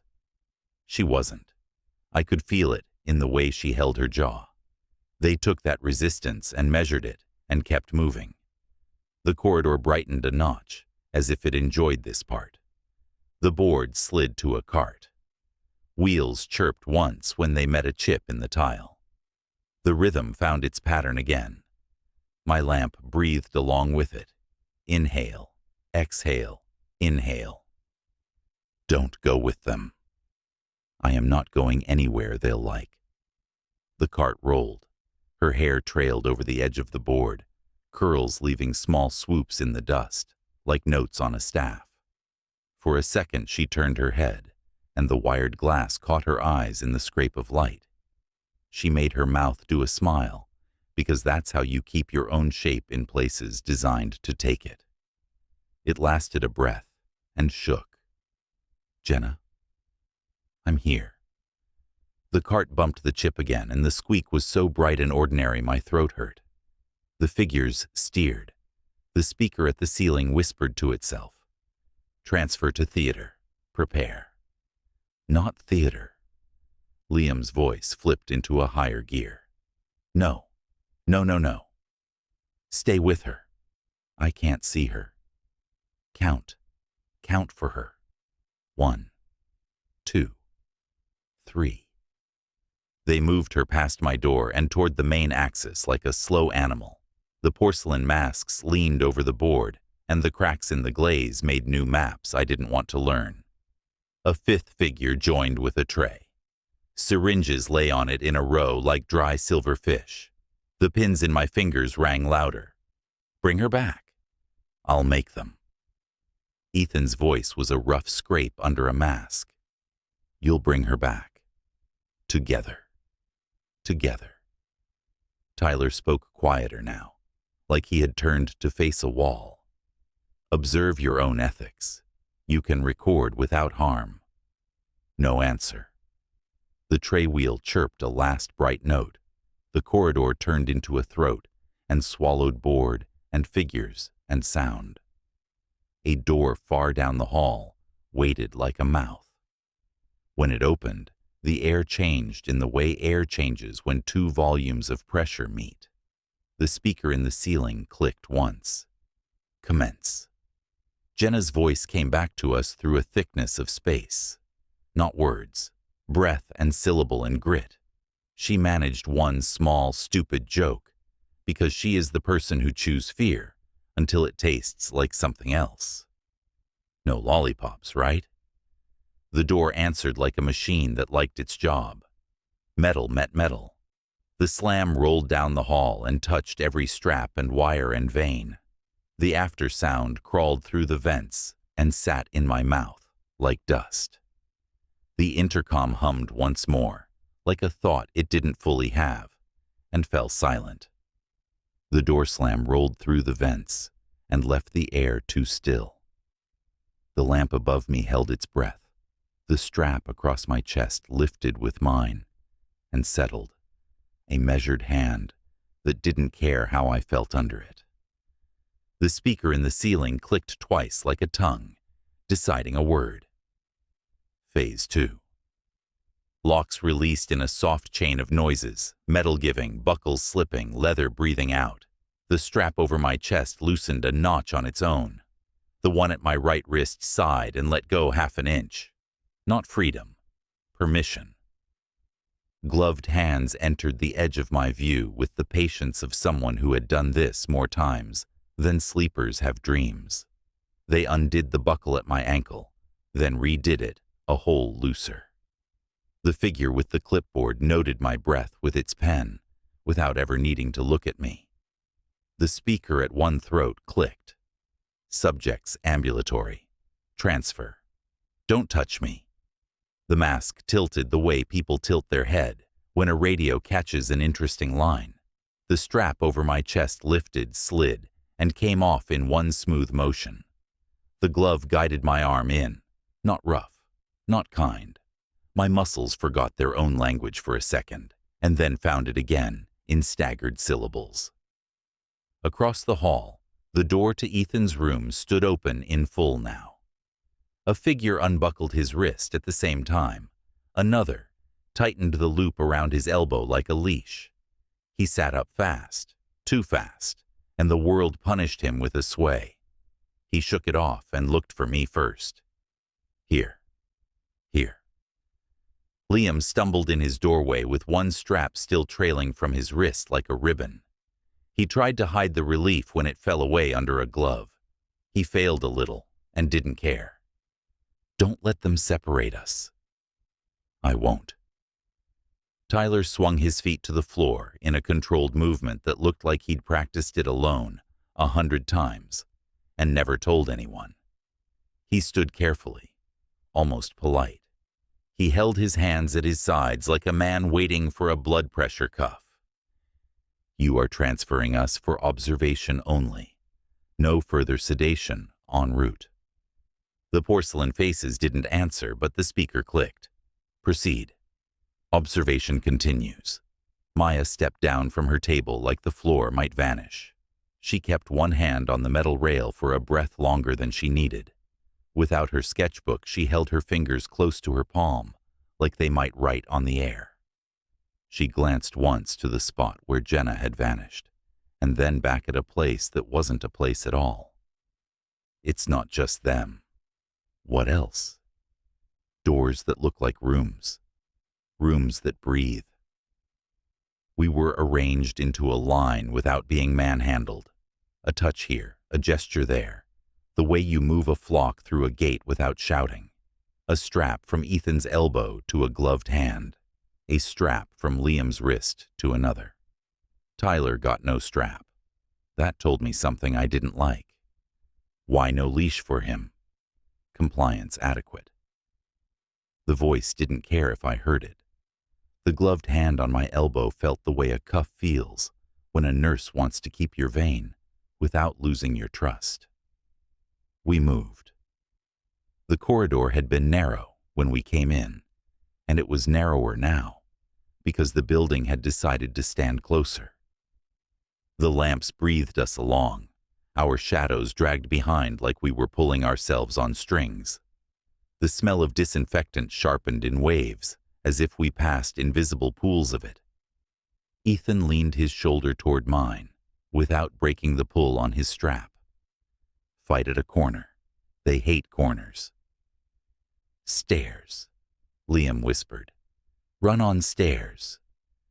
No, Maya said softly. The stairs breathe cold. It's not a way out. It's a throat.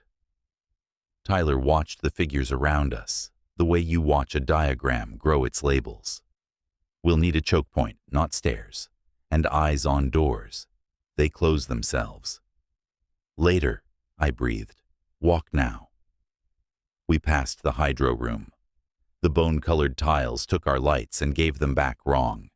The empty tub held a print I hadn't noticed before, a faint oval in dust, as if a body had rested there and then remembered how to be air. The clock's second hand pointed not quite true, and the tilt annoyed me enough to make my ribs ache. We passed the treatment room with the jointed lamp.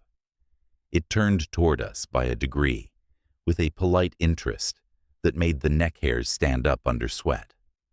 The strap in the figure's hand guiding me tightened and loosened like a pulse. The floor carried the small squeak of a cart ahead, the wheel finding the chip in the tile and singing once, like a piano key barely touched. Jenna. She's in theater, Liam whispered. I can feel the sound of the door. She'll keep talking, Ethan said, as if saying it made it happen. She will. We entered Central. The space swallowed the little noises we made and gave them back as thinner copies. Surgical lamps hung like low moons. Dust moved according to rules the air had written for it. The porcelain faces multiplied at the edges of our vision, not touching, not blocking, simply being there. The speakers clicked in quiet rhythm, a stuttered Morse. Subjects unstable. Continue. Continue. The drug rode my veins in waves now. It let me walk and push the walls in and out with a slow heel and toe motion that made distance a suggestion. Doors opened that had been closed. Doors closed that had been open. The tape we had left earlier shone here and there, like bright mistakes. Ethan tightened his hand until the strap ground into his skin and then let it relax. I knew the look on his face. He was building a burst in his body and waiting for the floor to give him the exact wrong angle to use it. On my count, he breathed. 2, then turn hard. Not yet. Trust me. I do. Not yet. The figures behind us adjusted their spacing, polite, ready. Their aprons made soft plastic sounds that a mic would hate. Their shoes whispered on tile. A tray passed near Liam's shoulder with syringes, white and labeled. He didn't look at them. He looked at the floor and counted his steps, eyes flicking to the corner where the corridor bent. "Now," he whispered. "Not yet," I breathed. "Wait for them to close something else." The building obliged. A door at the end of the hall shivered and swung until rubber kissed rubber with that soft sound that felt like a decision being made far away. The air shifted over our cheeks. "Now," Ethan hissed. He dropped his weight and spun. The strap snapped taut through the gloved hand, dragged the figure off balance a half step, and then held with a strength that came from a place not in muscles.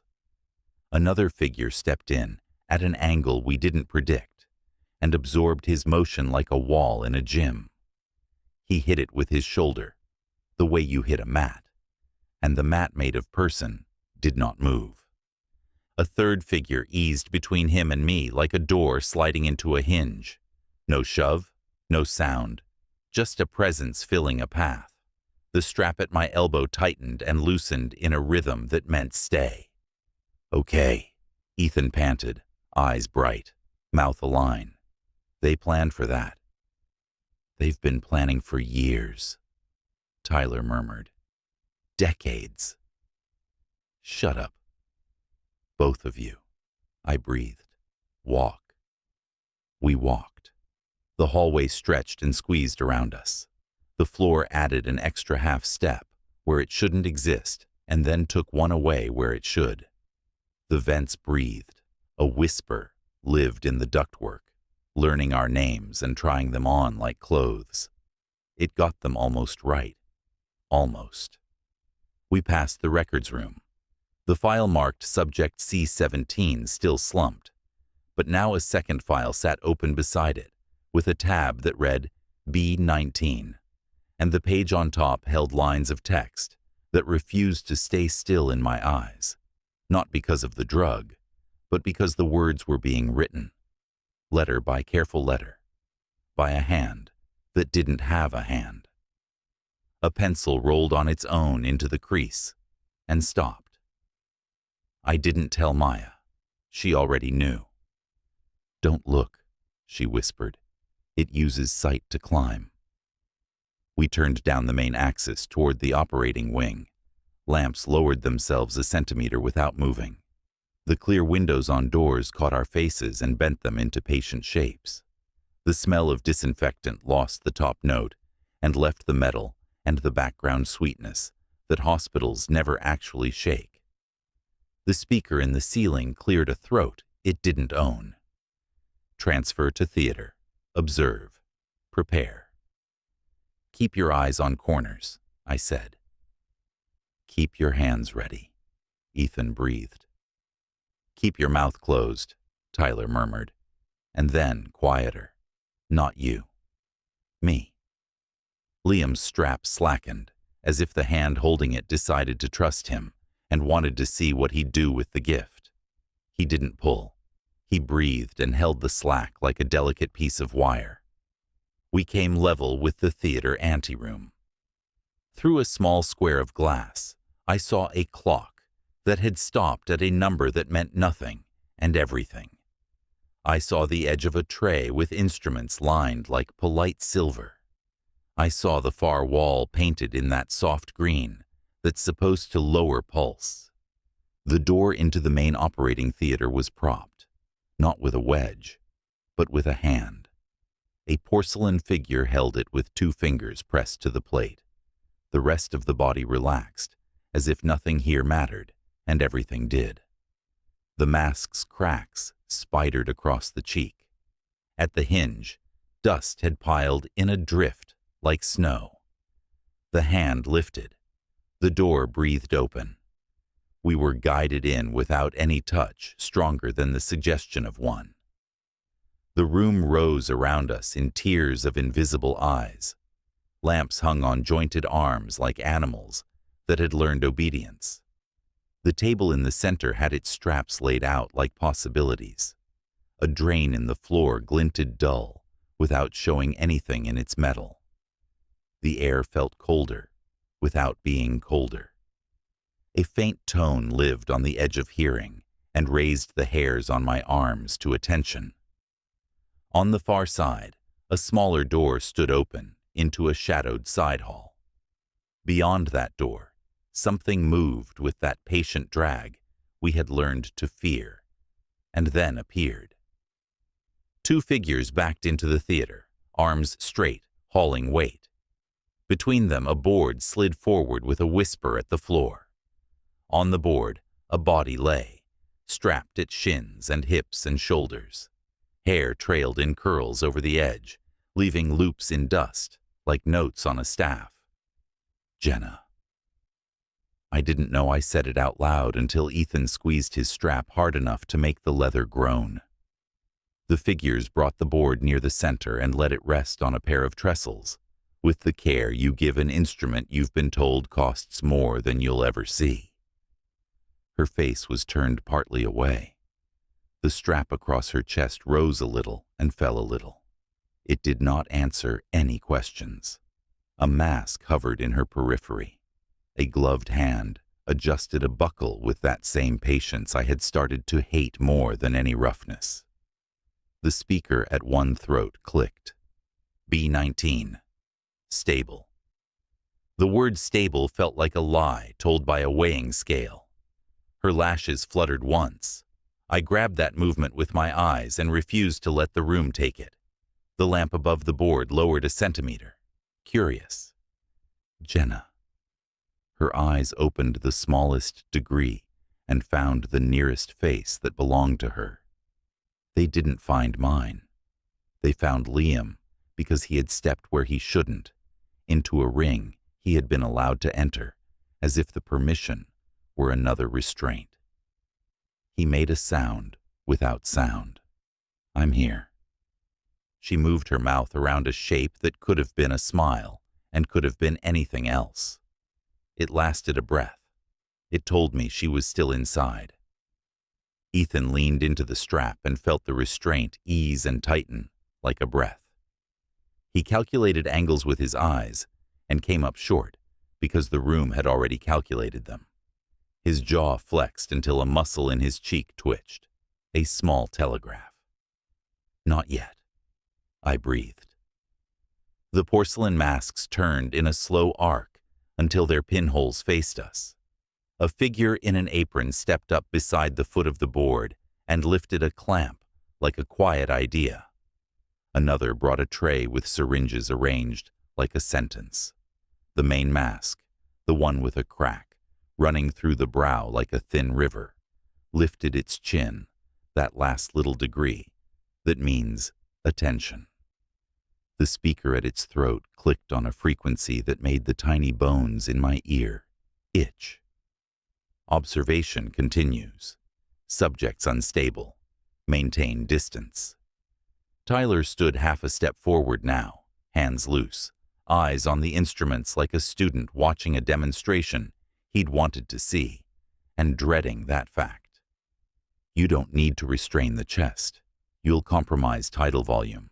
Use arms only. A porcelain head rotated. The crack through the brow made a map line pass, right over where an eye would be. The mask held.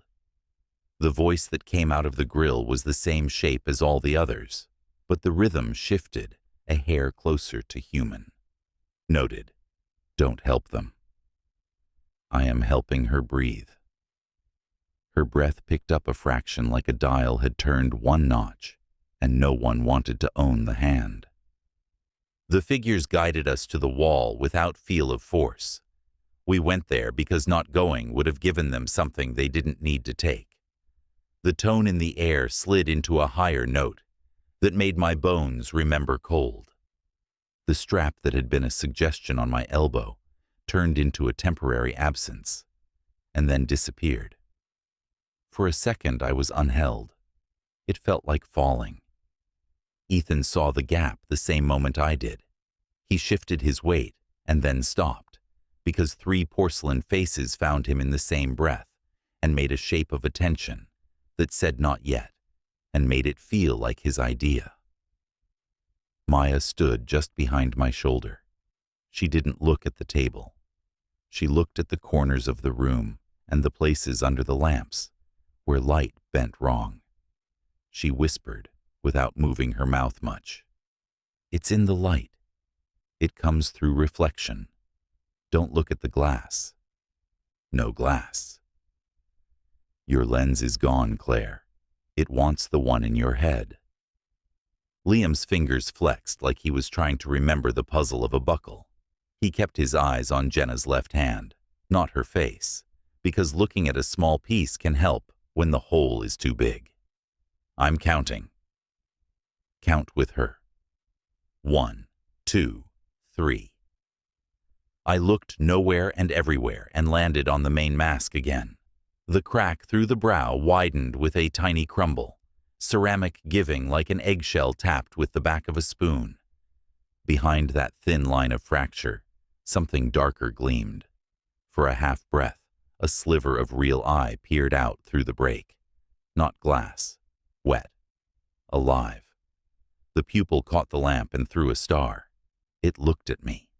Not through me. At me. "Who are you?" The speaker clicked and let out the same room shape it always made. But the timing was wrong by a heartbeat now. A human rhythm trying to hide inside a metronome. "Proceed." The figures at the board adjusted straps with that infuriating gentleness. One lifted a syringe. The cap came off. The line of clear climbed to the mark. The needle found a vein, with the care of a person who didn't want bruising, to confuse the record. "Stop." The porcelain faces aligned as if answering a roll call. The human eye behind the crack did not blink. It shone under the lamp like a small wet truth that wasn't supposed to exist here. A shape moved in the side hall. 2 more figures entered, backing, pulling another board. The second board slid, kissed the floor with a whisper, and halted in shadow, just outside the circle of light, as if waiting its turn. The drag left twin tracks in dust that led to a mouth of dark. "Ethan?" "Yeah." "Liam?" "Here." "Tyler?" "I'm here." "Maya?" "I'm here." We said it in a row like a small prayer learned at a bedside. The masks did not stop. The lamp breathed. The building flexed its corners. The eye behind the crack held me, the way a hand holds the back of your neck when it wants you to look. The strap across Jenna's chest rose and fell, and refused to answer any question I asked it with my eyes. The tray wheel chirped as it rolled over a chip I couldn't see. The syringe glittered. The voice in the ceiling hummed a single syllable that could have been a number or a name. The human eye behind the crack watched me watch, and then the light swelled in a way that felt like it belonged to something waking up, and everything inside the theater leaned toward us at once. The crack in the mask widened with a tiny crumble. Porcelain gave like an eggshell tapped with the back of a spoon, and behind that thin fracture, a human eye stared out. Wet, dark, unmistakably alive. The lamp above us painted a pinpoint star on the pupil. The rest of the face stayed an idea, a smooth, false skin with pinholes for sight. But that liquid blink was real. It blinked at me. Cold moved through the theater without a draft. The floor felt a degree slicker under my shoes, not wet, just certain of its hold. The figures closed ranks around the table where Jenna lay. Straps across shins, hips, chest, wrists, each buckled in a neat logic that made my ribcage feel too tight. The boards under the straps had dents in the vinyl, the kind left by years of weight pressing at the same places. The straps knew their work. So did the hands. The mask with the cracked brow tilted, and the throat speaker gave a dry click. B19. Prepare. The voice did not try to sound like a person. It came out of the little grill, with the tone of a room giving orders to itself. A tray rolled forward, one wheel chirping as it found a chip in the tile it had loved for decades. A gloved hand lifted a syringe, clear line to a mark I couldn't read. The cap snapped off with a soft, dentist-sweet sound. Alcohol cut the air in a circle, and the smell ran up behind my eyes and sat there. We were arranged along the wall like obedient observers. A strap curved around my upper arm like a leash. It wasn't tight enough to hold me if I really wanted to pull, not by itself. I learned what the hand at the end of it could do the second I leaned. It tightened and loosened, with the kind of patience that turns resistance into a trick of posture. It said, "Stand here," without needing to say it. It said, "Watch." Ethan stood to my right, breathing through his nose like he had a coin under his tongue. A strap looped from his elbow to a glove. He arched forward and felt the line of it settle him back, the way you learn a dog's weight on a lead by walking it around a block. He looked past the mask at the eye and made a noise without a name for it. Liam was further down, hands clenched and then deliberately opened, then clenched again. He watched Jenna's left hand, not her face, counting her fingers maybe, or watching for a twitch. Tyler had the stance of a person who does not want to alarm the person holding the needle. He kept his hands visible at his sides, and his voice even. Maya's gaze never settled on the table. She watched the corners of the room, the places where the shadows bent, the angles where light folded wrong. The needle brushed Jenna's skin. Her breath caught and then decided it had been an inhale all along. The liquid moved under her skin like a cold thought. The mask with the cracked brow leaned close. The speaker clicked, and an even hand on a clipboard wrote a clean line. B19. Dose administered. Observe. Jenna's eyes opened to the lamp. They flicked left to find us. They found Ethan first, then me, then Liam, then Maya, then Tyler. The strap across her chest rose and fell, under a breath I could hear from where I stood, a breath that tried to borrow space and found a band waiting. Her mouth moved like she wanted to make a bad joke and couldn't spend it yet. The hallucinogen didn't jump her. It reached her in a slow, careful climb, like water rising up a shore. It found her fingers first. The tendons lifted under skin. Then her jaw muscles wrote a message in small shifts I couldn't read. Then her eyes widened, not outward, but inward, as if she had turned to look at something behind her face. She flinched when it reached her chest, not a convulsion, an argument. The strap took the movement and recorded it in a line no one would read, except the hand with the pen. A voice came out of her that sounded like hers, left overnight in a cold room. "It's green." The word hung. It meant nothing and everything here. Tyler answered before thinking. "What is? The sun, the walls, the letters on the door, they turn their faces up." Maya pulled in a breath that made her ribs change shape. "No." Jenna's eyes tracked something on the ceiling that none of us saw. She swallowed hard, and her tongue found the edge of the mask buckle under her cheek. "It's moving." "What?" "The paint." The lamp breathed, its halo swelling and falling like a lung. The jointed arms over the table made micro-motions, as if the metal dreamed of stretching. The figures around the board did not flinch. The pen scratched. B19. Visual distortions. Record. Jenna laughed under her breath and then turned the laugh into a cough, because she needed the breath. The laugh felt like a paper boat in floodwater. "I can see our tape." Ethan stared at her like the word taped him to the floor. "Where?" "On the door." "On the door we used. It's bright. It says leave. There was no door in this room with our tape on it. There was the door we had come through, open and watched, and the small door to the side hall, and the idea of the door to the outside, which lived in our heads, like a picture we all kept in our wallets.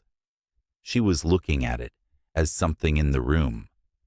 The figures made a map of restraint with their bodies. They left lanes open that led nowhere. They held their hands in ways that meant we would not reach her if we tried. The speaker clicked. B-19. Reporting auditory. Proceed.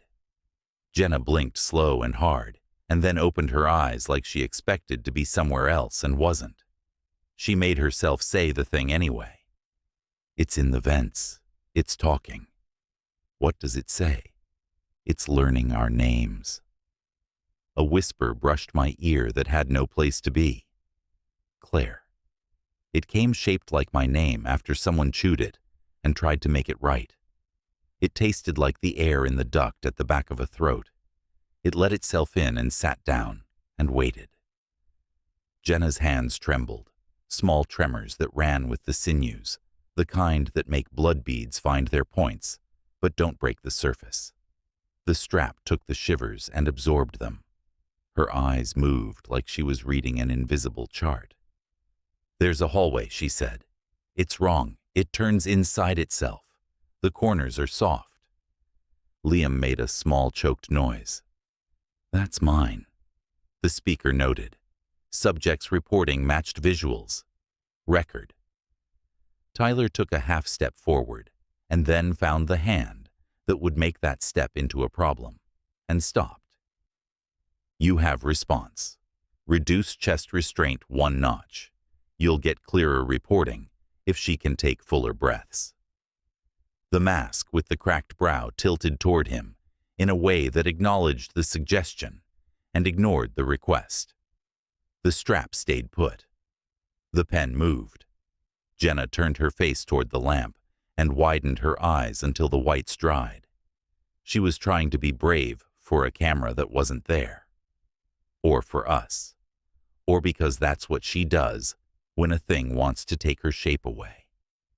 She stared until tears filled the dryness out of nowhere, and she blinked them away like anger. I can hear footsteps, bare ones. They stop and start, and they are not ours. Ethan's jaw flexed until a muscle in his cheek jumped. Don't listen. I already did. They know.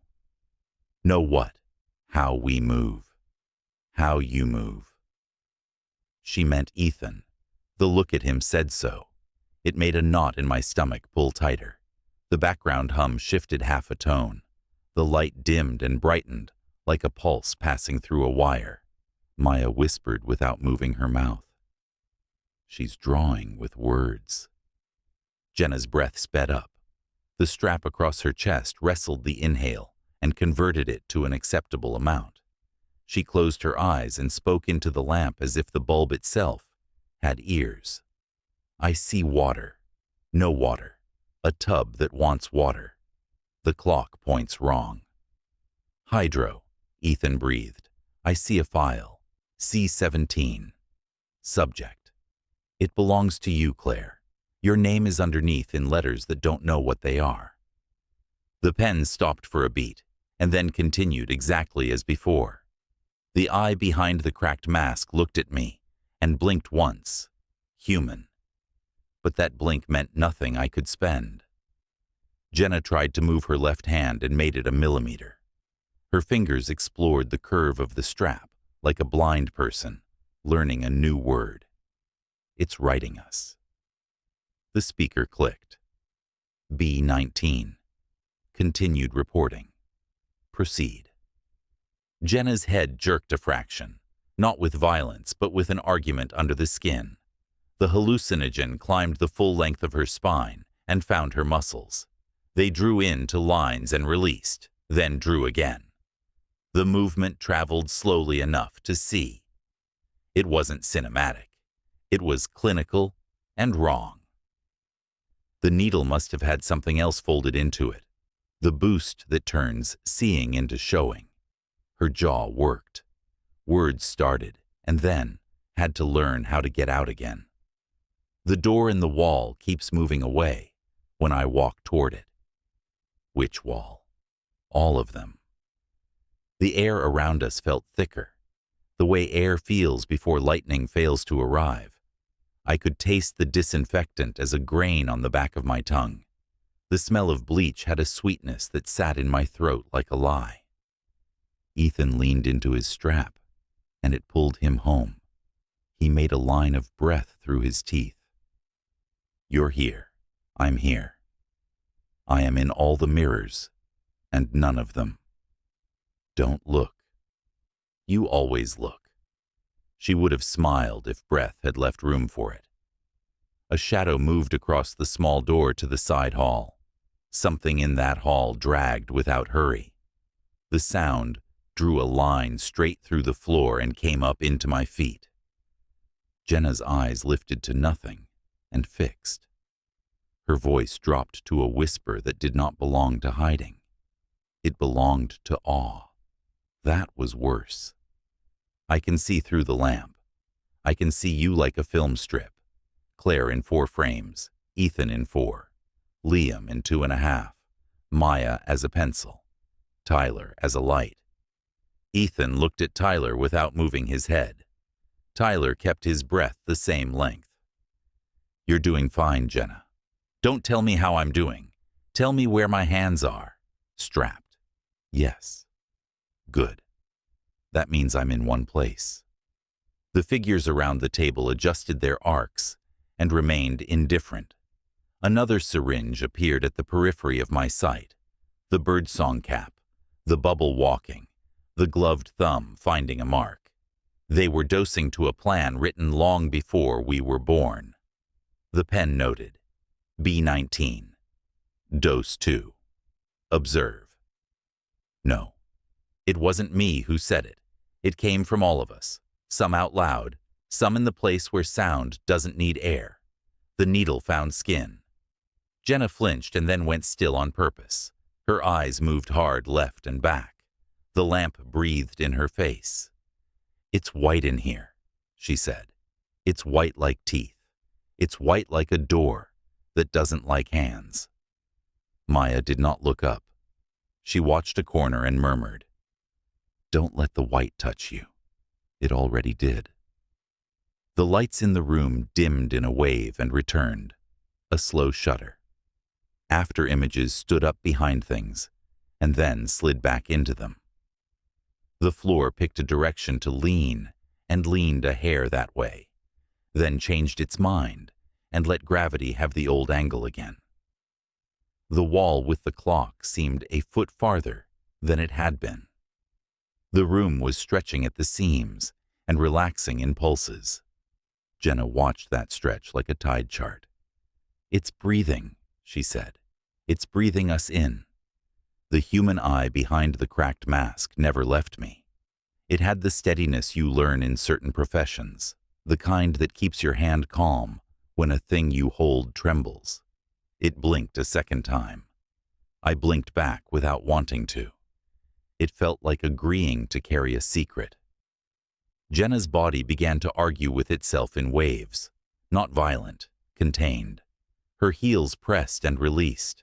Her fingers curled and straightened, as if testing the strap's patience. Her jaw clicked. The strap across her chest tightened in phantom sympathy, without moving.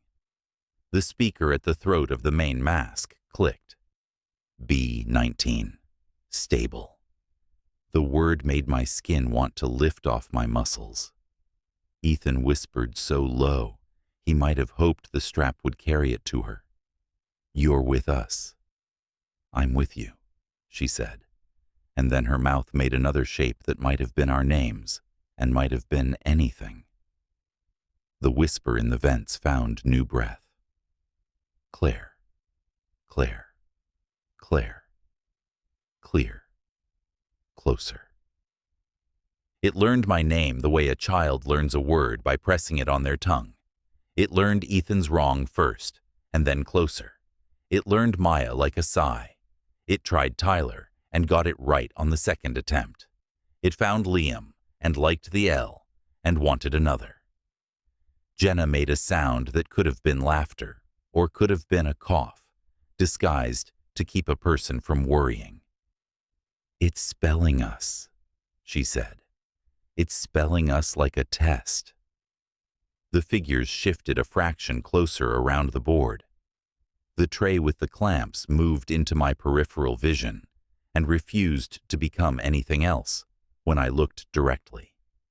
The clamps gleamed with a polite shine, the kind metal keeps when it has been cleaned and cleaned. They did not belong to blood. They belonged to compliance. Something angry in my chest wanted a word for that. Tyler drew in a breath and set it down neatly. "If you release the chest strap one notch, you will improve her reporting quality. Your data is already compromised by restricted ventilation." The cracked mask head turned to him again and held for a beat too long. The speaker clicked and made the same shape it had before. Noted. And still the strap stayed. Tyler's hands tightened once and opened. He had chosen a language, and the room was willing to hear it, and that made me want to tear the speaker out of the mask's throat and throw it across the tile. My hand looked down at itself and remembered the strap on my arm. Jenna's focus shifted like a camera, finds a new subject and refuses to admit it was ever on another. Her eyes widened and locked on a point above us, not the lamp, but the space behind it. "There," she said, and whatever she saw made her voice small and flat. "There you are." The room did not turn to look. Only we did. The ceiling gave us its stained squares and its vents and its fatigue. The hum held. The drag in the side hall rested. The only thing there was the idea of there. Jenna's breath hitched. Her shoulders tried to lift against the strap and got half an inch. Her head tilted, not far, but wrong, as if someone had taken her chin and turned it a fraction too far without touching it. Her mouth made the shape for our names again, and did not put sound through it. Her eyes kept the point fixed, and then they rolled gently, as if she was watching something pass overhead that we could not see. The pen on the clipboard moved. B19. Phase complete. Ethan jerked hard enough to make his strap bite. The glove corrected. Liam took a step when he should not have, and a porcelain shoulder stepped into that space, the way a shadow steps further when you hit it with more light.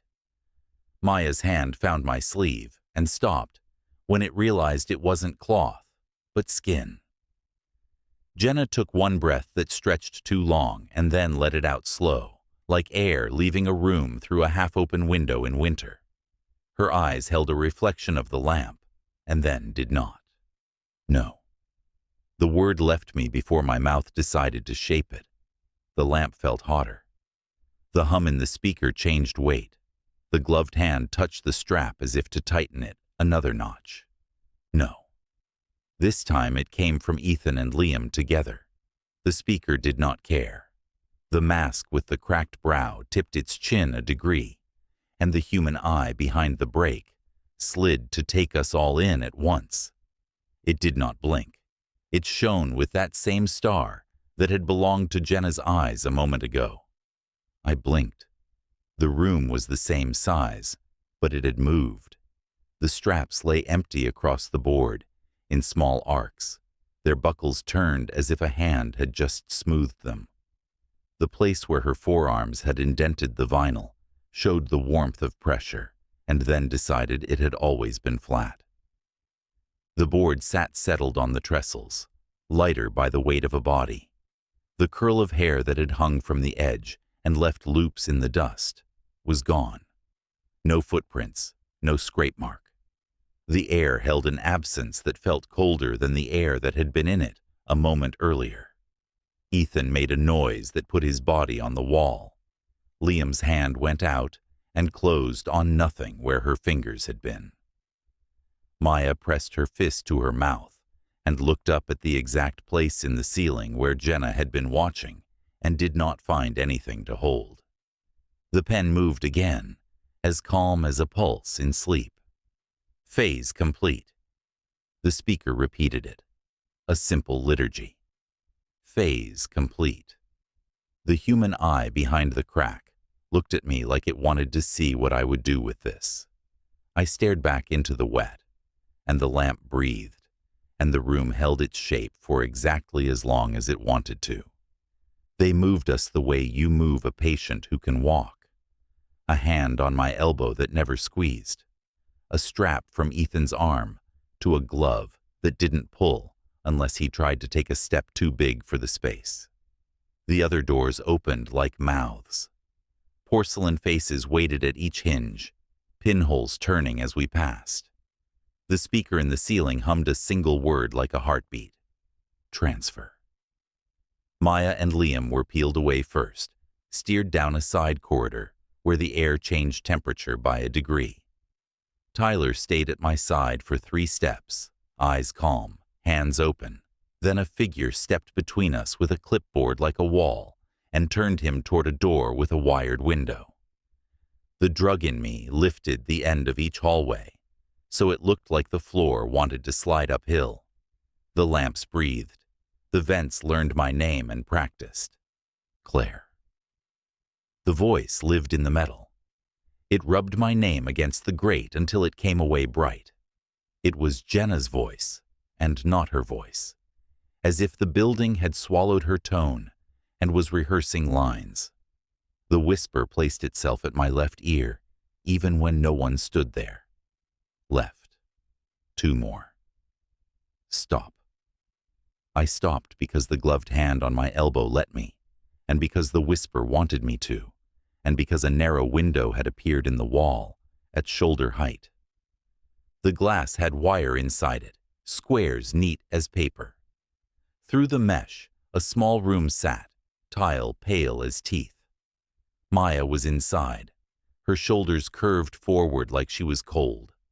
Someone had placed her sketchbook on her lap, closed, with the elastic band drawn tight. She didn't touch it. The band slid off on its own and snapped the cover open. Lines lifted off the paper and laid themselves down again without hands. Graphite grew a hallway, with corners that did not meet right. The hallway on the page shimmered like heat over asphalt, and then sharpened into the same angle I had just walked. A second page turned without touch. My skin lifted as if the room had goosebumps. She watched the pencil move like a snake. The lead made a series of small, sure strokes that became a gurney in a theater, a body strapped and breathing too fast. The curls at the head told me which body the paper had picked. I drew my mouth into a line and wouldn't speak the name in my head out loud because the paper listened. Her fingers closed over the pencil when it tried to write the next page. The point snapped, clean, a tiny crack that sounded too big. She pressed the page flat with her palm. A new pencil rolled out from the spine and kissed her hand like it had been there the whole time. Stop, Maya whispered, not to the room, to the page. I'm done. The pencil hesitated like a hand pulled back before it touched a burner. Then the tip lowered again and drew a door. It drew a dark inside the door so heavy the paper looked wet. It drew a small figure standing in that dark and looking out through pinholes in white. Don't look, Maya whispered, and she snapped the book shut hard enough that the elastic band bounced. The band found the cover and held. She put both hands on top of the book and did not move them even when a glove reached for her wrist to take a pulse that didn't need a glove to find it. Left, the whisper at my ear said, very soft. Hurry. The gloved hand on my elbow guided me forward as if it had heard the same thing. Ethan stayed close enough that I could feel the heat off his shoulder, through the gown. His breath came thin and steady through his teeth like he was stealing each inhale, and no one should notice. The corridor shifted its skin. Paint bubbled where damp found brick. Shadows hummed. We passed another wired glass window, and the air behind it felt padded, before I saw the padding. The small room inside swallowed sound. The walls were covered with quilts of cream-colored vinyl, buttoned down in squares that looked soft until you imagined being buried under them. Liam lay on the floor, cuff still on one wrist, hair damp at the temples like he'd been rained on inside. He had his fingers in a seam, nail wedged into the stitch, pulling. He had made the seam bigger than a nail. The padding breathed, not the room, the padding itself. It rose and fell in a slow swell, like a creature asleep and unsure if it should wake. The vinyl was wet along the seam, wet like the inside of a cheek. He pressed his ear to the place where the air came and listened with his whole body. "Can you hear me?" he whispered, mouth to the seam. "Tell me if you can hear me." The seam exhaled, not air, a feeling, cold and damp and the shape of lungs. I put my palm to the glass without meaning to, as if heat could pass through wire. He looked up and saw me without surprise, like he had already drawn the next frame and had been waiting for it to match. "Don't touch it," I said, before I could stop the sound from leaving. "It will pull you in." He smiled, thin and wrong and brave. Then he dug his fingers deeper and pulled. A small oval of padding opened like flesh around a keyhole. The damp put itself on his hand and shivered as if delighted. He flinched and didn't pull away. "Stop," a voice said behind him through a speaker that sat on a collar. The tone was calm enough to ruin you. The door opened without noise. Two figures stepped in, like pieces of furniture sliding into place. One held his wrist with a grip that didn't leave marks. The other closed the small oval by pressing the two lips of padding back together with the flats of their hands, like closing a book on a sentence you don't want to finish. The seam looked the same. A damp oval leaked a lighter color through the vinyl, and then decided it had always been uniform. "I'm okay," Liam whispered, and he was, until they brought a syringe into the frame. His body went still because that's how bodies think they win. The strap settled around his forearm, like a friend who chooses the wrong time to hug. The door closed with a soft rubber kiss. The padding breathed. The whisper at my ear changed its pitch. "Right now." 2 steps. Ethan leaned into me a fraction, like we were 2 kids about to run across a street where no one stops. The hand on his strap loosened and tightened in a rhythm he could have matched if the floor hadn't decided to be uphill. We turned the corner and found another wired window. Tyler sat upright inside, bare feet on cold tile, hands on his knees like he was about to take a pulse and didn't have a stethoscope. A figure stood opposite him with a clipboard. Tyler's voice sounded clean and weirdly gentle in that small space. "You titrated the initial dose too quickly for her body mass," he said. "You don't need the second agent until you've observed the plateau." The mask tipped a degree. The throat speaker clicked. "Autonomic stabilization required for reporting clarity. Observation continues." Tyler nodded, like he'd expected that answer and hated that he had. He didn't look at me first. He asked another question, with his head tilted the way doctors do, when they're not sure if you remember the last part. Why restrict chest expansion at that point? You lose data. You increase panic. "Compliance maintained with minimal constraint," the speaker said. "Monitoring adequate." "You missed the junctional rhythm," Tyler said, almost under his breath, like the sentence had come out on its own and would rather not be in the air, where anyone could hear it. He lifted his hands, palms visible, as if showing them clean would atone for the language. The figure wrote without looking. The pen did not need eyes. Tyler looked at the glass and found me. His face did something I couldn't read. He mouthed a word that might have been wait. It might have been trust. It might have been sorry. The wing swallowed the rest. We moved. The floor under us brought the cold up through my shoes and into my bones. The vents practiced my name until they liked it. The whisper came close enough to touch hair. Left. Don't look at the glass. I looked at the glass. Of course I did. Every door had a rectangle at eye level with wire trapped inside. Every rectangle had a room on the other side that might happen to you at any minute. One of those rectangles showed a narrow ward with 6 beds lined up like coffins, straps waiting in quiet bows. Another showed a cart with metal tools, covered by a plastic sheet that no longer knew clear. Another showed a mop bucket and a mop with strings that stood up on their own, as if it had gotten ideas. Don't look, the whisper said, patient and warm and too near the shape of Jenna's mouth. I believe you, I whispered to air, because I had to put the words somewhere. I kept my eyes on the floor, where old wax had cracked in a web and dust had filled the veins like spider eggs. The lamp halos swelled and fell.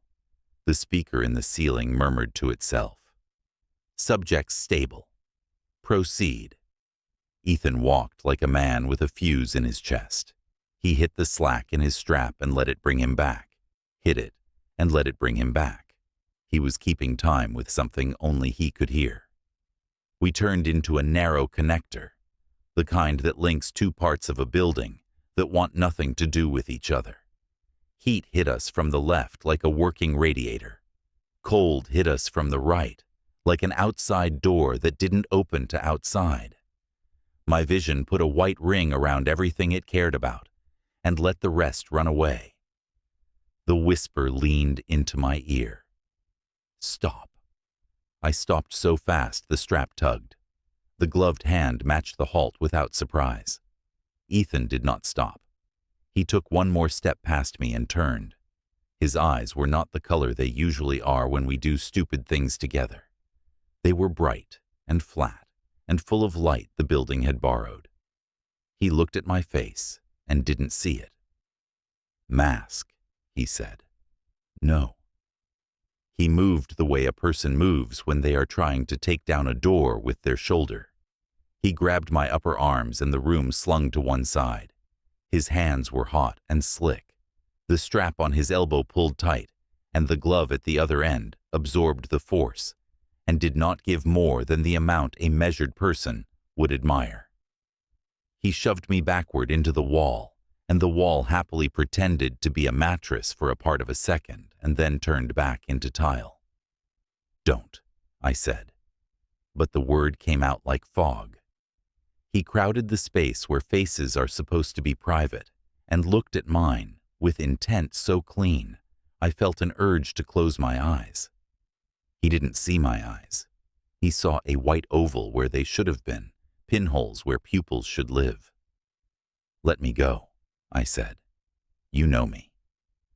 He blinked hard, like a person waking up too fast. The drug in him fought with his stare. He breathed, like he had to make a space big enough for air to fit his chest. His hands loosened and tightened.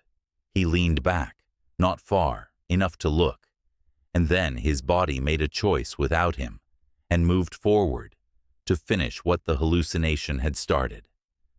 The strap jerked him. The gloved hand at the other end made a small turn of the wrist, and his arm stopped where his brain wanted it to go. He grimaced in a way I knew, a look that meant he was angry with himself for being a body. It's me, I said, low, like you speak to an animal you don't want to spook. Count with me. He squeezed his eyes shut. His forehead touched mine because we both gave up a fraction. He counted without numbers, just breath. When he opened his eyes again, The white oval in them had receded, and a messy human looked out, exhausted and mad and absolutely there. "Okay," he whispered. "Okay. I had you wrong." "It passed," I said, and the whisper at my ear laughed in a way that wasn't laughter at all. "No," it breathed, pleased with itself. "Not passed. Passed through." The gloved hand on his strap loosened a notch like a reward. The hand on my elbow softened. The corridor decided to be straight for 10 feet.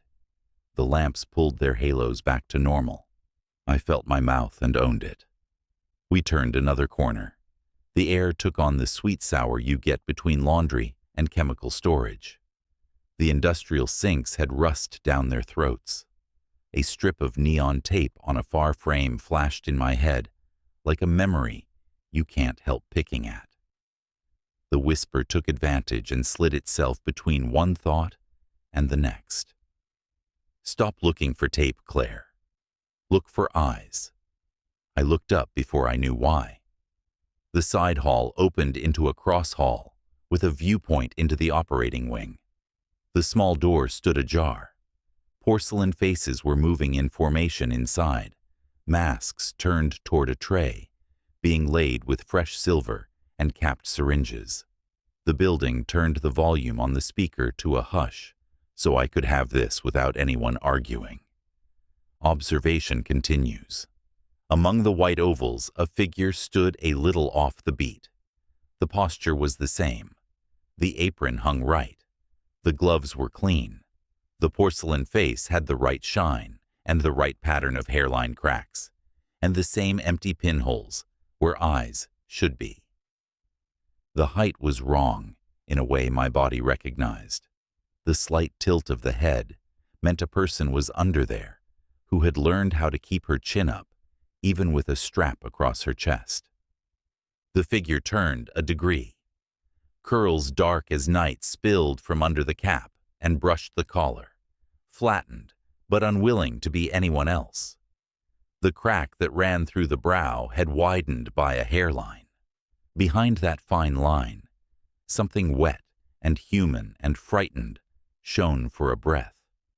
It found me and stopped, like it hadn't known where to look until I was there. Jenna lifted her gloved hand a fraction, like a person reminding another that hands exist. The glove trembled, not with the drug, with a choice. The porcelain faces around her did not turn to see who she had become. The speaker in the ceiling hummed a new tone, as if the building cleared its throat to say a word it had been practicing. The gloved hand at my elbow pressed, not hard, just enough to suggest that we move on. The whisper at my ear leaned so close I thought I would feel breath, and didn't, because it was air through vents pretending. "Don't look at me. Keep moving." I looked at her anyway. The pupil behind the crack caught the lamp and made a tiny star. The rest of the mask held. Ethan followed my gaze and went still with so much force, the strap caught his weight and turned it into a line. "No," he whispered. But the word could have meant 100 things. The figures in the theater flowed into their positions, as if someone invisible had drawn chalk marks on the floor. A tray rolled. A wheel chirped over the chip in the tile that loved to sing. The cracked brow turned a degree more toward me, and then found the beat again, and faced forward, like all the other faces in that room. The whisper at my ear dropped to a tone only a person with their ear pressed to a door hears. "Hide your eyes." The gloved hand on my elbow guided me past the view, calm and patient and relentless. The corridor made itself longer to keep us from reaching the next corner too soon. My heart wanted to run out ahead and check, and the strap on Ethan's arm translated the want into the right number of steps. The vents breathed my name into shapes that liked the sound of themselves. Claire, clear, closer. I breathed through my teeth and kept my head half turned so I could keep the memory of that wet slide of eye behind porcelain, lit in a place the room couldn't get to. I felt the building placing us along its diagram for the next experiment. I burned Jenna's glint into the back of my eyelids and told myself it was a map. They gathered us like instruments after a concert. No shoves, no raised voices, hands at elbows, straps at wrists, the quiet authority of a practiced routine. The corridor opened into a ward I hadn't seen yet, long as a train car, light pooling in ovals on the floor. Metal frames lined both walls, gurneys in pairs, each with straps laid out like polite snakes. A row of windows looked black and close, fog pushed against the glass like heavy cloth. The air held that sour, sweet disinfectant that slides up behind your eyes and sits there. The lamps overhead flickered in a rhythm that wasn't random. 3 short, a pause. 3 long, a pause. 3 short again. The vents breathed with it, a low rush and a hold, like the building practicing CPR. Shadows lagged when we moved, catching up a second late, as if they were tired. Somewhere a wheel sang over a chip in tile and found it again, pleased with itself. We were guided to the middle of the ward between 2 islands of empty beds.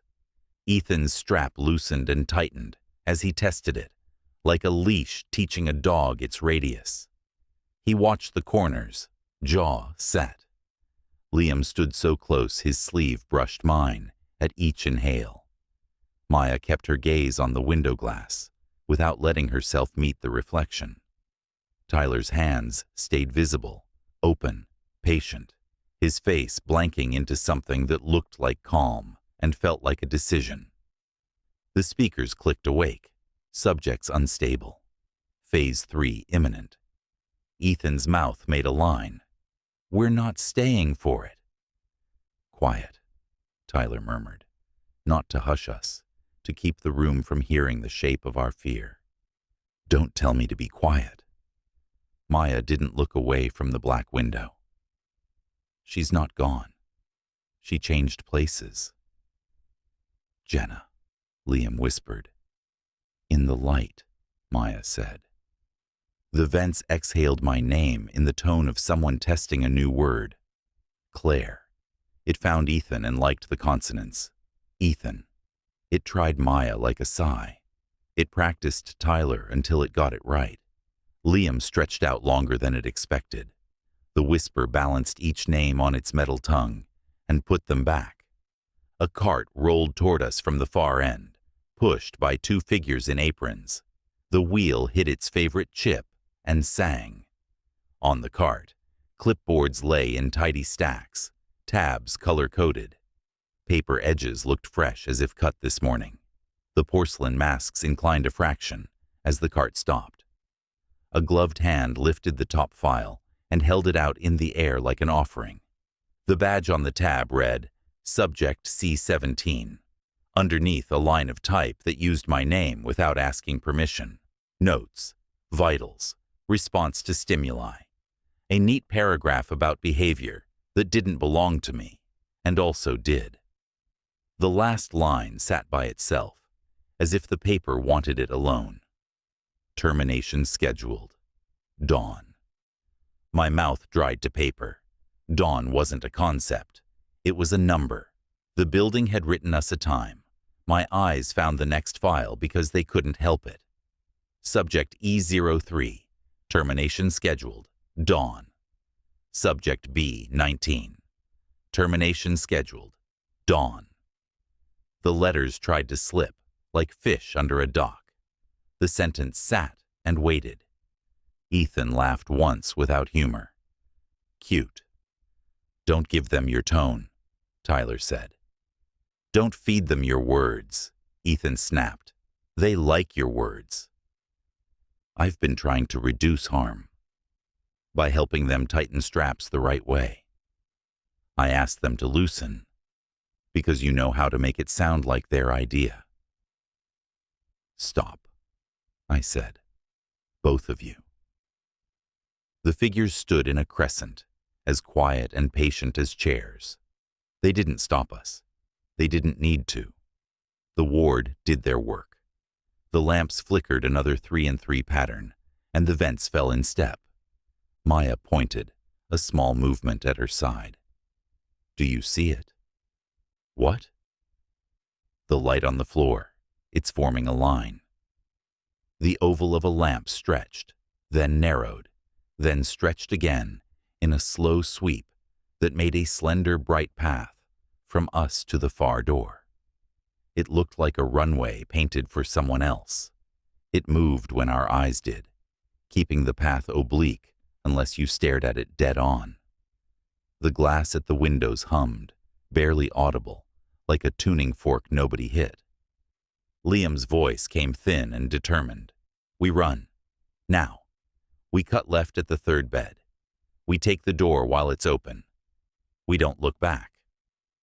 There's no open, Tyler said. They control the latches. Then we make them hurry, and they make mistakes. Ethan's eyes found the gap between two figures and learned it by heart. On my count. The porcelain masks tilted in unison, pinholes aligning as if the room had simply turned its attention, and we happened to be standing where it pointed. The speaker clicked. Subjects observe. Present files. Another figure stepped close enough to let me see the hairline fractures across its cheek. The cracks looked like maps drawn with a dry brush. The gloved hand held out my file. I didn't lift my hand to take it. The hand didn't push. It waited with impeccable patience, the way a nurse waits for your vein to relax under a needle. I looked down and read my ending again, because not looking would make it louder. Termination scheduled. Dawn. A curl of hair appeared around a mask at the edge of the crescent and brushed the collar.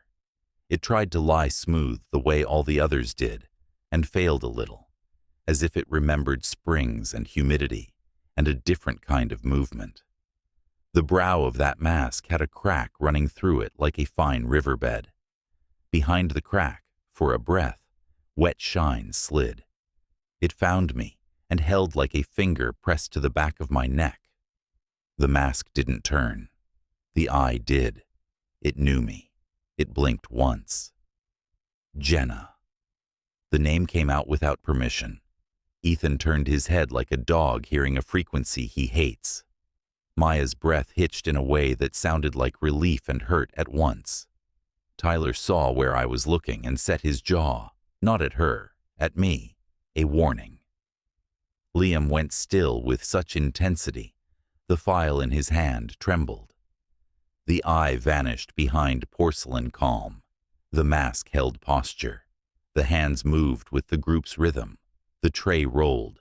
The wheel sang. The vent practiced another word. Dawn. Ethan leaned into me. We go. Wait, I whispered, not from caution, but because the floor had leaned a hair, and my balance had leaned with it. The line of light on the tile shifted, laying itself toward the service door we'd used before. The same pressure lifted from my elbow as earlier, as if a hand I couldn't see had asked me to keep moving, like I was choosing it. Another file slid off the top of a stack without anyone's touch, and fell face down at my feet. I bent on instinct.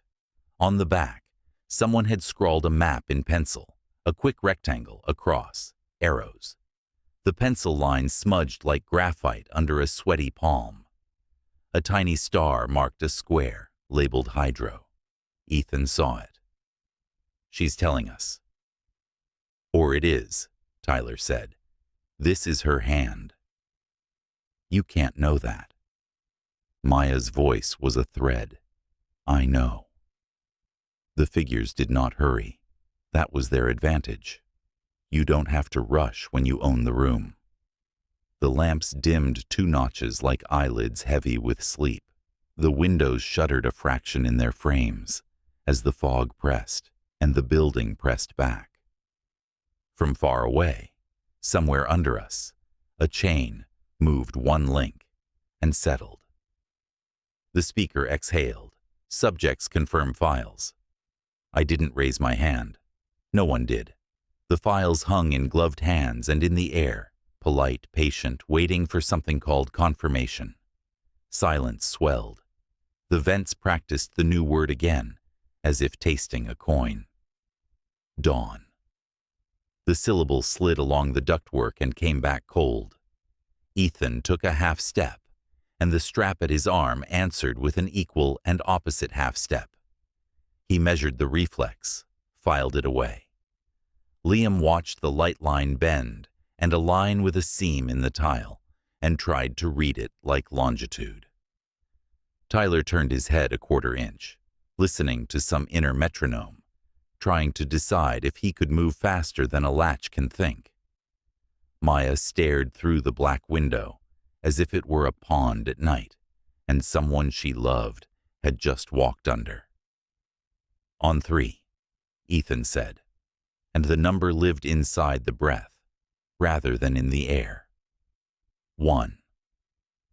The wheel down the row chirped its bright note over the chip. A door at the far end whispered to itself, and rested. The lamps drew their halos in. 2.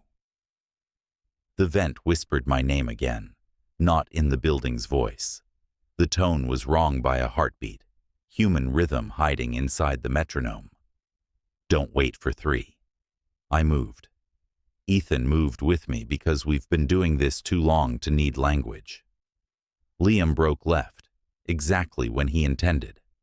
Third bed, low, a clean angle. Tyler made for the seam where 2 doors met, hand ready for a push that would look like curiosity, if anyone asked. Maya didn't run. She slipped, light on the balls of her feet, along the edge of the light line like it was a curb, and she had learned the balance years ago. The room responded like a body, checking a reflex. Porcelain faces turned. The straps came alive in our skin. The floor took 1 extra inch of distance right when we needed it to stay still. The latch breathed out and back in. The polite hands became posts, not a shove, a wall. The strap at Ethan's elbow went taut and sang a tiny sound in the leather as it bit. He twisted, tried to use the force against the angle, and a second hand arrived with the steadiness of someone pushing a door shut with their hip. Liam almost made the corner. A mask slid into the space like a shadow. No hurry, just occupation. He would have bounced if the body hadn't absorbed him. Maya reached the bright seam that pointed to hydro, and the lamps shifted their rhythm, so the path bent 2 degrees and led her toward the anteroom instead. She stopped and thought, and that pause cost the room exactly nothing, and us exactly everything. The speakers clicked, subjects contained, maintain. The files were still there. They did not fall. The last line on each page sat like a blade laid flat. Termination scheduled. Dawn. Fight. Ethan breathed, but the word had lost blood. We are, I said. You're helping them. He snapped at Tyler. You keep teaching them how to hold us right. I'm trying to make them leave us alive long enough to find a hole. There is no hole. Then stop wasting oxygen arguing with me and watch the locks. Enough, I said, and the vents carried the shape of my word down the run and back to me, flatter, colder, as if the ducts had taken an impression. I looked at the cracked brow mask, because I couldn't help it. The eye behind the fracture slid to me again and held, wet, dark, real. It did not blink. It didn't need to. The eyelid was porcelain now. The person inside blinked without moving anything the mask would let us see. Help us. I whispered to the wrong thing and the right one. The light line on the floor pulsed once like a heartbeat under tile. The clock we couldn't see ticked in the way rooms do, when the next part of a plan is about to begin. Air pressure shifted. Papers on the cart lifted a millimeter and laid themselves down. A door sighed. Somewhere distant, the chain gave that one link sound again, as if encouraged. Liam squeezed my arm. If it's dawn, we don't wait. Doors, Tyler said. Watch for the breath before they close. Maya closed her eyes. Don't look at the glass.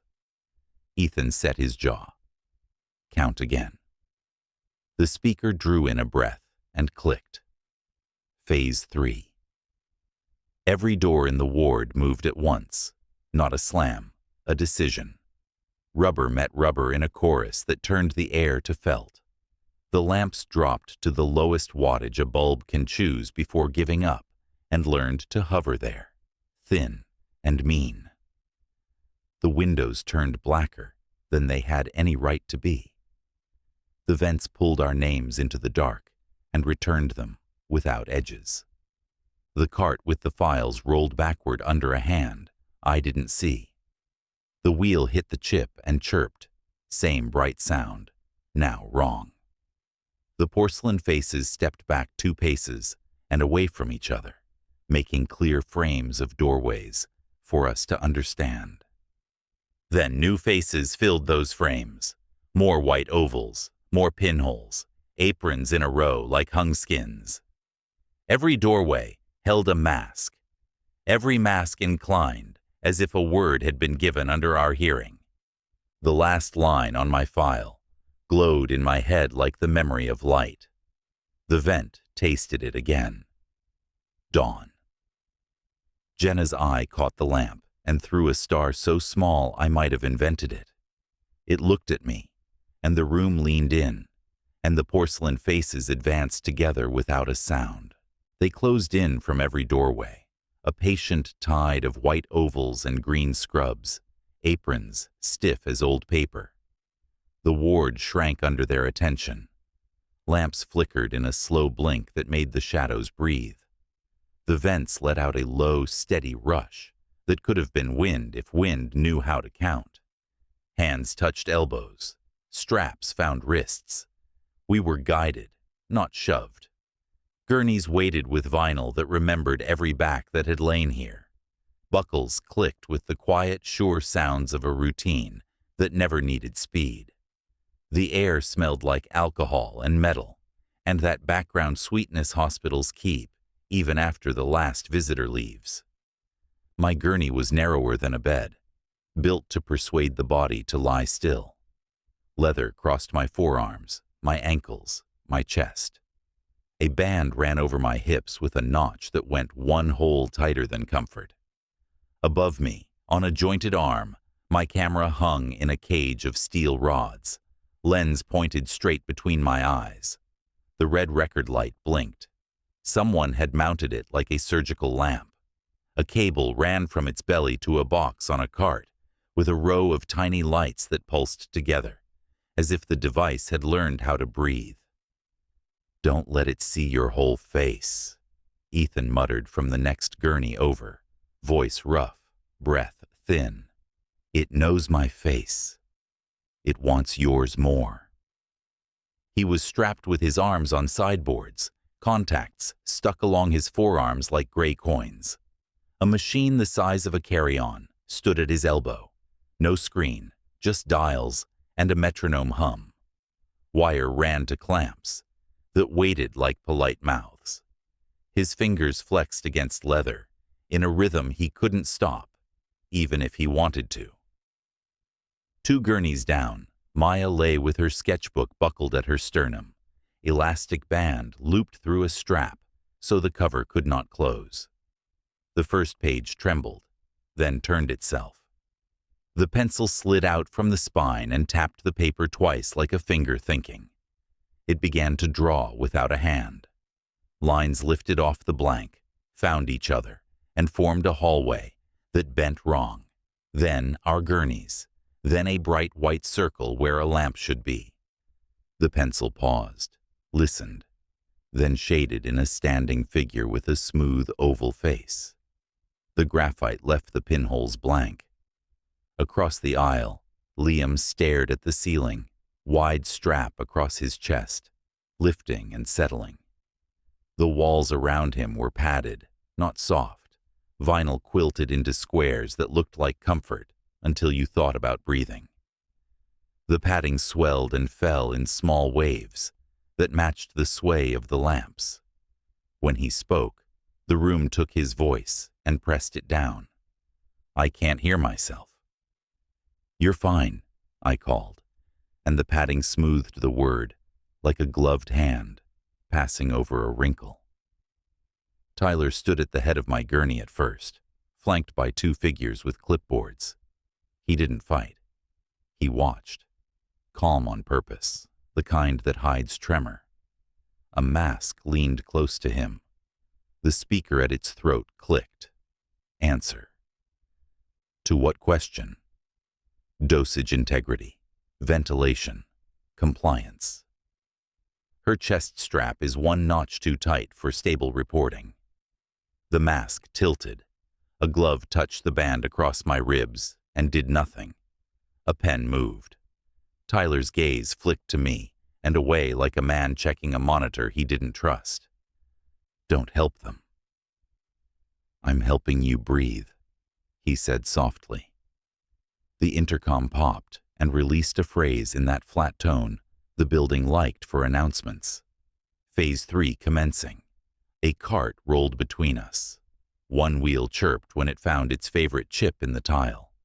The figures moved in sync with its passage, masks turning a few degrees at a time. The crackled glaze across one cheek on the closest face looked like a dried riverbed. The pinholes where eyes should be faced me. No breath, no mouth. Only the small rectangle at the throat taking and giving sound. The camera above me whirred. Its motor made a tiny clockwork noise I had never noticed when it belonged to me. The lens extended a fraction. The aperture blinked. The red light steadied. A soft beep climbed through my skull and set up camp behind my ear.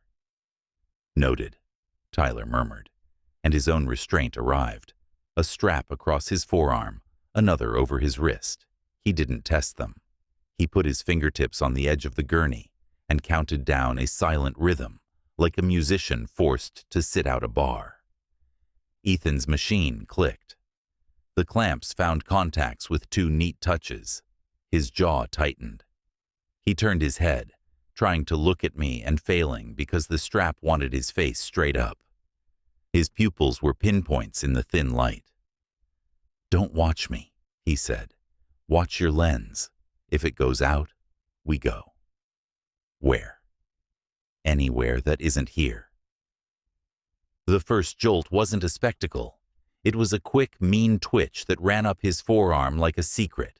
His breath shook, then steadied into a fight he knew. The machine purred and notched itself. The clamps held their polite pressure. Two masks leaned close, as if reading a dial that had no numbers. Maya's pencil worked faster. It sketched Ethan's arm, the dot where contact met skin, the turn of his wrist against leather. Then it drew a second arm crossing his, drawn faint, as if from a double exposure. The second arm did not end in a hand. It ended in a porcelain oval. Stop, Maya whispered. Not that. The pencil kept going. It always had more graphite. On my left, a figure lifted an IV bag. Clear fluid caught the light and made a white ribbon. The cap on the tubing clicked. Alcohol swab traced a circle on the back of my hand. Gooseflesh ran up to my elbow and made itself at home. The gloved fingers tapped the vein. A tourniquet slid around my bicep in one smooth move. The speaker at the throat clicked. C-17. Prepare. Don't, I said. Compliance reduces duration. The speaker replied, tone steady, like reading off the wall. The needle entered with a pressure I knew too well already. Cool climbed my arm and made my shoulder a hinge. The ceiling lifted a foot and came back. The camera's lens breathed again. The red light burned harder. The intercom crackled. Subject stable. Record. Liam's padding swelled. He tried to suck a deep breath through the oxygen mask that had appeared over his mouth and got a thin, tidy inhale instead. The walls made a sound like sleep. He turned his head, and the strap decided how far it would let him go. His eyes found mine across the line of gurneys. "I can't hear you." "You don't have to," I said. "Count." He nodded, and the mask kissed his face each time his lips moved under it, absorbing numbers and returning them as fog. The cart came back with a second tray. Metal gleamed under a plastic cover, bowed with age. The cover lifted with a whisper. Syringes lay in a row with caps on, labels tight, handwritten letters like neat stitches. The gloves reached and chose. Caps snapped off like birdsong. The smell of alcohol sharpened to a point. Maya stared up at the lens over her, which wasn't a lens at all, only the idea of one. A circular panel with a glass center. The reflection above her showed her face and the pencil moving on her chest as if drawn by an invisible hand. The pages flipped on their own, a soft slap each time the corner fell. One sheet showed a door with fog pressed against it from the wrong side. Another showed a clock with no hands and the numbers melting into a pool. The next showed a bed outside, under a winter sky. Two figures stood by the bed and looked down at it. The pencil left both heads blank. "Don't write that," she whispered. "Not yet." The pencil stopped for one heartbeat. Then it continued, shading dark into a corner where shadows live. The camera above me whined. The jointed arm dipped a centimeter, lens lowering to keep my eyes centered. The box with the small lights pulsed quicker. I could hear the motor thinking. The strap across my chest made my lungs choose their size. Sweat cooled under the band like water under ice. A figure approached. Something about its height, familiar enough to make my ribs ache. The cap hid hair completely. The porcelain face had a crack along the brow, like a thin river you could step across if it were a map. The pinholes faced my eyes and felt like they saw more than holes should. The apron hung clean. Gloves whispered at the edge of my peripheral vision. The speaker clicked. C-17. Begin. Begin what? Observation. It leaned closer. I smelled cotton washed 100 times and dried in a room with no sun. The glove brushed my temple to move a strand of hair where the camera wanted a line. The touch was gentle in a way that hurt more than if it had not been. The intercom clicked again and released a phrase in perfect calm. Termination scheduled. Dawn. My body stopped while my breath kept going without my consent.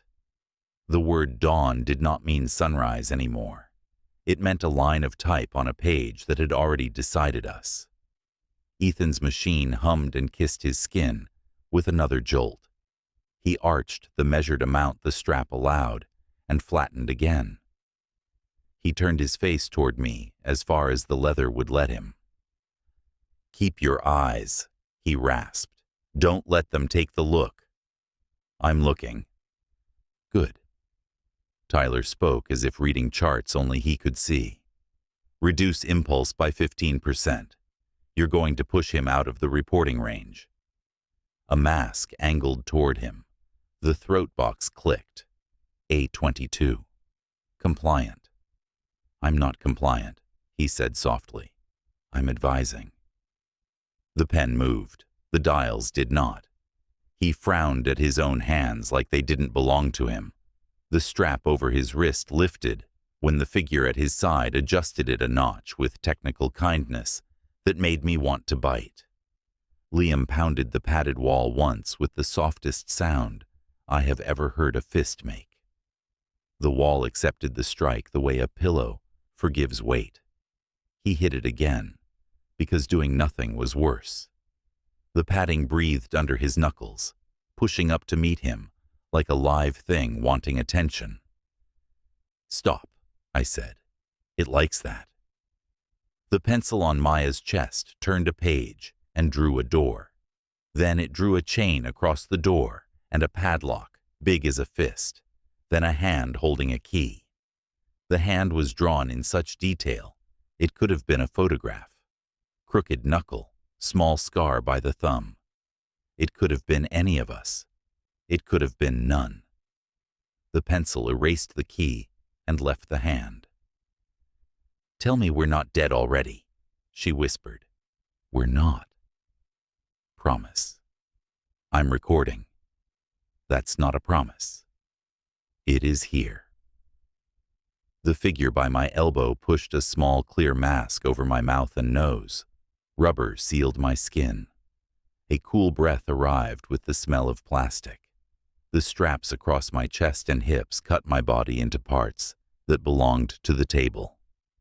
The camera's lens clicked and adjusted like a pupil. Red burned steady. The cap on another syringe snapped. The needle found the port in the line taped to my hand and kissed it. Cool slipped into the stream already working through me. My vision shifted a fraction to the left and returned, like the projector had jumped a sprocket and been set back. The lens looked larger. The lamp halo fattened. The sound of the machine at Ethan's elbow separated into two notes that argued softly. A shadow leaned over me. The mask with the cracked brow lowered until the white oval filled the world. Up close, the hairline fractures were wide enough to see the darker ceramic beneath. One crack crossed the brow at a gentle angle and left a crescent near the temple where glaze had flaked clean. Behind that thin fault, for a fraction of a breath, something wet shone. It moved the way eyes move when a person keeps their head very still and looks to the side. My mouth shaped her name without air behind it. The mask held. The hand in the glove trembled once at the wrist and then smoothed itself like a nurse smoothing a sheet on a restless patient. "Jenna." No one answered. A meter on the cart clicked a notch like a small metronome hitting its mark. The intercom hummed a thin line that could have been electricity or singing. The camera whirred. The strap over my chest kept its measure. The mask leaned closer again, and when the speaker clicked this time, the voice that came through it found my ear at an angle. Claire. It was my name after a long walk. It sounded like the building had been practicing and finally got it right. It sounded like a mouth with warmth behind it. The glove pressed a finger to the strap at my collarbone and held it there a second, as if to tell me which buckle mattered and which didn't. The finger lifted. The crack across the brow widened a hair with the smallest crumble. Behind it, a real pupil caught the lamp and threw a soft star. I swallowed air, like I had forgotten how. "Are you in there?" The mask did not nod. The throat box clicked, and the word that came was the one the building loved best. Observation. "Is it you?" The wet eye slid toward the camera and back to me, fast, like a blink folded inside another blink. A gloved hand lifted and settled, movements contained within obedience. The red light burned. A page on Maya's chest turned with a soft, desperate sound. Ethan's machine gave him another precise jolt. Liam's padding breathed in and forgot to breathe out for a beat. Tyler shut his eyes and opened them on purpose. The cracked mask leaned until porcelain filled the sky. The speaker clicked a whisper no one else in the room reacted to. "Listen." To what? The strap across my ribs loosened a notch. No glove moved, no buckle turned. The leather sighed under my breath, and the inch it gave back to me felt like a secret passed, hand to hand in a classroom, while the teacher faced the board. The hand in the glove closed gently over my wrist, not proprietary, a reminder. The camera's red light flickered once and steadied. Jenna. The wet eye shone behind porcelain. The building hummed the word dawn in the ducts to please itself. The mask with the crack held my gaze the way a person holds a door open with their foot and pretends not to. The room drew one collective breath. The lights didn't show. The strap across my ribs eased another hair. I understood. Or I told myself I did, because hope needs small lies to climb. I kept my face in the lens and did not move where anyone could write it down. I slid the smallest amount I could steal under the band until my breath could fill past it. The glove stayed where it was without pressure. The eye behind the porcelain watched the place where the camera met my stare, like it could see the seam. "Tell me why," I whispered into the mask without moving my lips. The throat box clicked once, too soft for the room.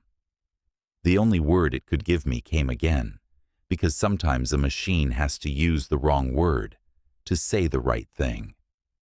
"Observation," the speaker breathed, and the wet eye behind the crack blinked the slow blink of a person who cannot nod and needs to. The camera's motor tightened, ready to record whatever the next minute chose. The red light burned like a small, obedient star. The strap across my chest remembered a looser hole.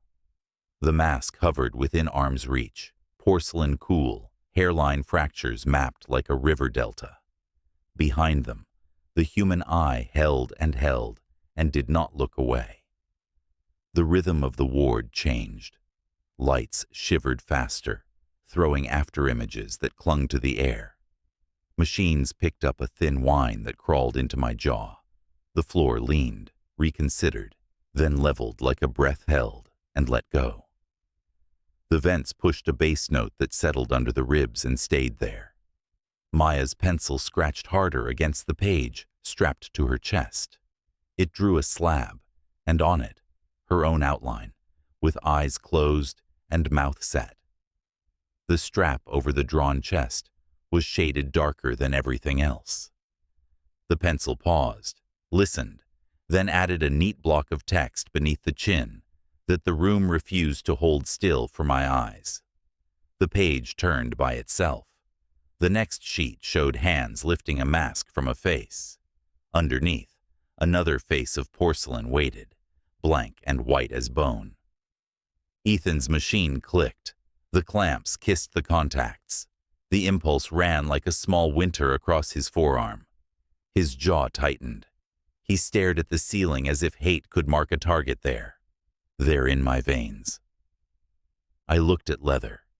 He looked and saw straps grafted under the skin, loops stitched along blue lines, pulsing. He flexed until his fingertips whitened. The buckles held with an easy confidence that made something in me want to break. A door at the far end opened. Two figures guided in a lamp the size of a small sun, mounted on a wheeled base. The faceted face looked like an insect's eye. The wheel hit its favorite chip in the tile and chirped, a bright little sound that didn't belong here. The lamp rose over us and clicked on. Light fell like weight. Shadows flattened, then learned to stand at a delay, as if they moved through syrup. The intercom cleared itself with static. Termination scheduled. Dawn. A clock appeared on the high wall where there hadn't been one. Thin numbers, a black second hand gliding in steps, the minute hand with less than an hour to go. I couldn't hear a tick, but I felt each notch in my gums, a small shove against bone. Liam watched the hands through his oxygen mask and started counting, a dry chant that fogged plastic, cleared, then fogged again. The padded walls around him breathed like gills. They whispered against his ears in a voice that wanted to be someone he trusted. Rest now. No. Be still. No. The camera above me adjusted, lens widening, narrowing, then settling, trying to keep me centered inside a frame that refused to stay square. The red light burned like a dot I could feel. A little motor whirred inside the housing with a patience that belonged to machines and doctors. The cracked brow mask stood within the flood. Hairline fractures made bright maps across porcelain.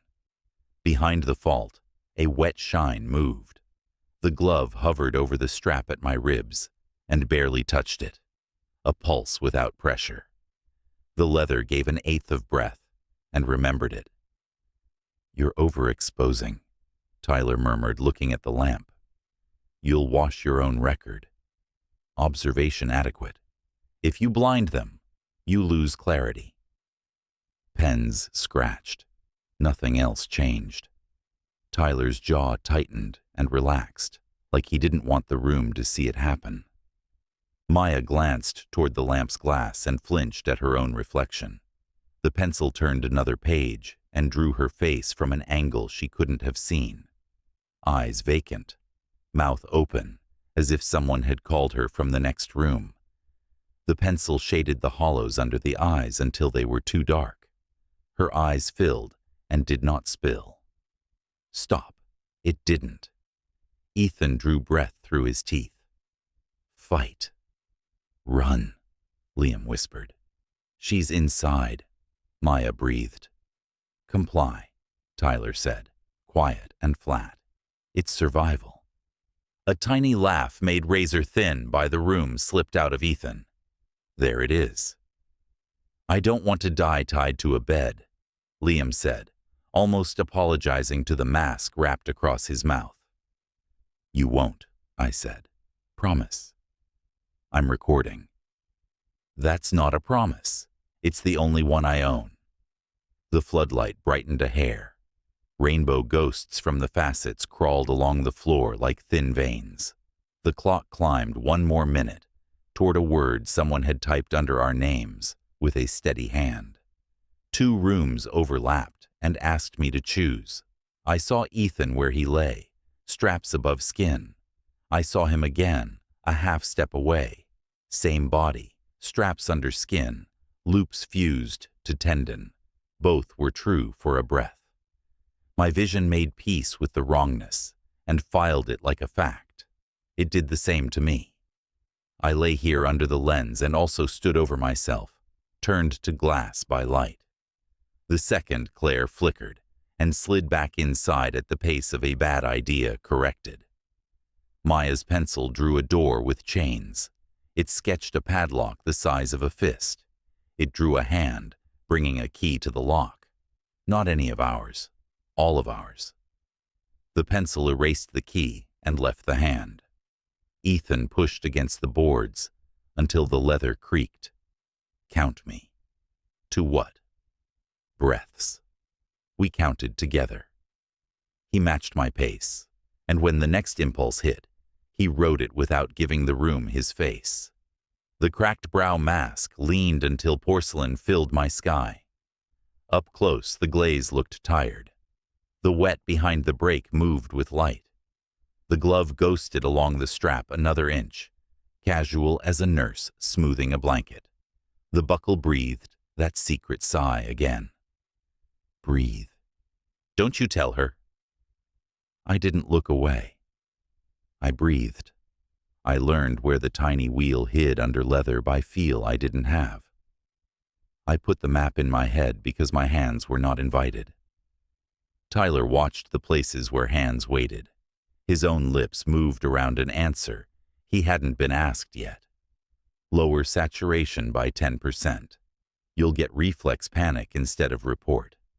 Another pen. "No dial. Traitor. Alive."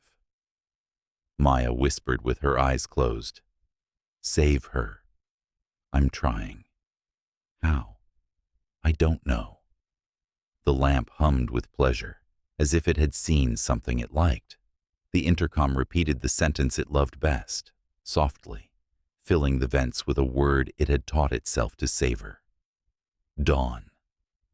Liam turned his head toward us and found the limit of his strap and stayed there, stubborn as a tree. The walls breathed at his ear in a voice that had taught him multiplication and patience in the same hour. It offered rest as courage. He recited nines until the numbers tangled and untangled, and finally felt like his again. Maya's pencil turned to the last third of the book. It drew two silhouettes at a gate, dawn a thin wash behind them, chain softened by wear.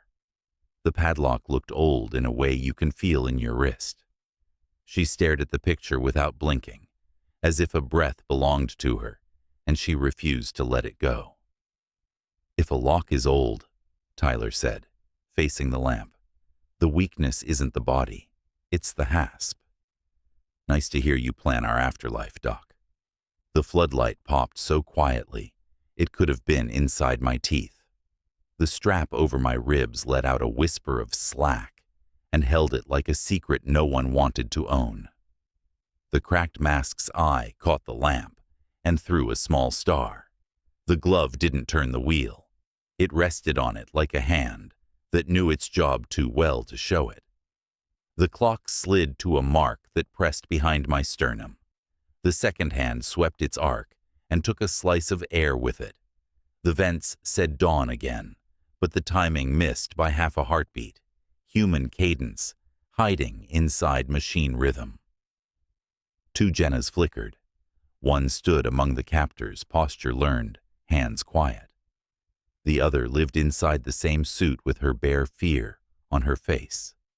The second lifted one gloved hand, and the glove shook the way I remembered after long nights and bad coffee. She formed a word I didn't let become sound. "Please." The mask did not nod. It couldn't. The eye behind the crack slid toward the camera and back to me, fast, like smuggling a signal past a guard. The glove covered my wrist without pressure. The strap at my ribs eased another grain of space and pretended it hadn't. The intercom took a breath. "Increase control." Ethan's straps remembered a tighter hole and occupied it. He pressed back with the kind of stubbornness that makes you love a person and want to shake them both. He looked at the ceiling and told the leather and veins a story with no ending. They want to be nerves. They are not. Make them not. I am. Tyler's voice softened enough to show the man under the tone. "If you want data, you need them conscious at dawn." A mask turned toward him and did nothing. Maya kept her eyes closed and didn't blink. The pages beneath her hand moved anyway. She winced when the pencil drew the line of her mouth and hovered over the final corner, as if deciding whether to erase the whole thing or push it darker. She whispered the kind of prayer atheists make when surgery starts. "Not yet." Liam stared at the clock and matched the sweep with counts only he could hear. His mask filled and emptied in a rhythm that belonged to a different room. The padding murmured about rest. He answered with names he loved until the wall had to learn them too. The cracked mask hovered a breath from my face.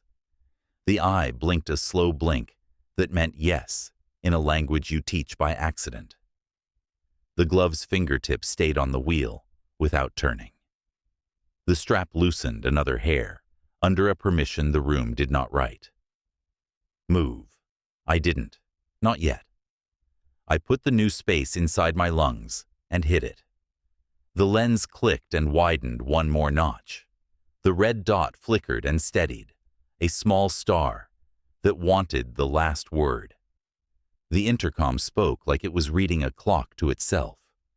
Final observation window. The floodlight hummed, pleased. The minute hand crept. A wheel somewhere chirped its bright little note because it loved the chip in the tile.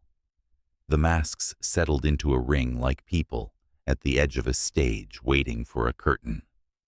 The strap remembered one more notch and offered it slow, like a door you open with your foot while pretending you aren't helping. The cracked mask did not look away. The wet eye shone, real and human and trapped. The glove stayed where a hand would be, if it could help, and didn't dare. I breathed deeper, small and even, the way you do when you're teaching a terrified dog that rooms can be safe. A sliver of leather slid over the buckle tooth and paused. The camera's motor held a long inhale, then let it go. The clock took a step toward our typed ending. The vents learned the sound of my name and practiced it softer than before.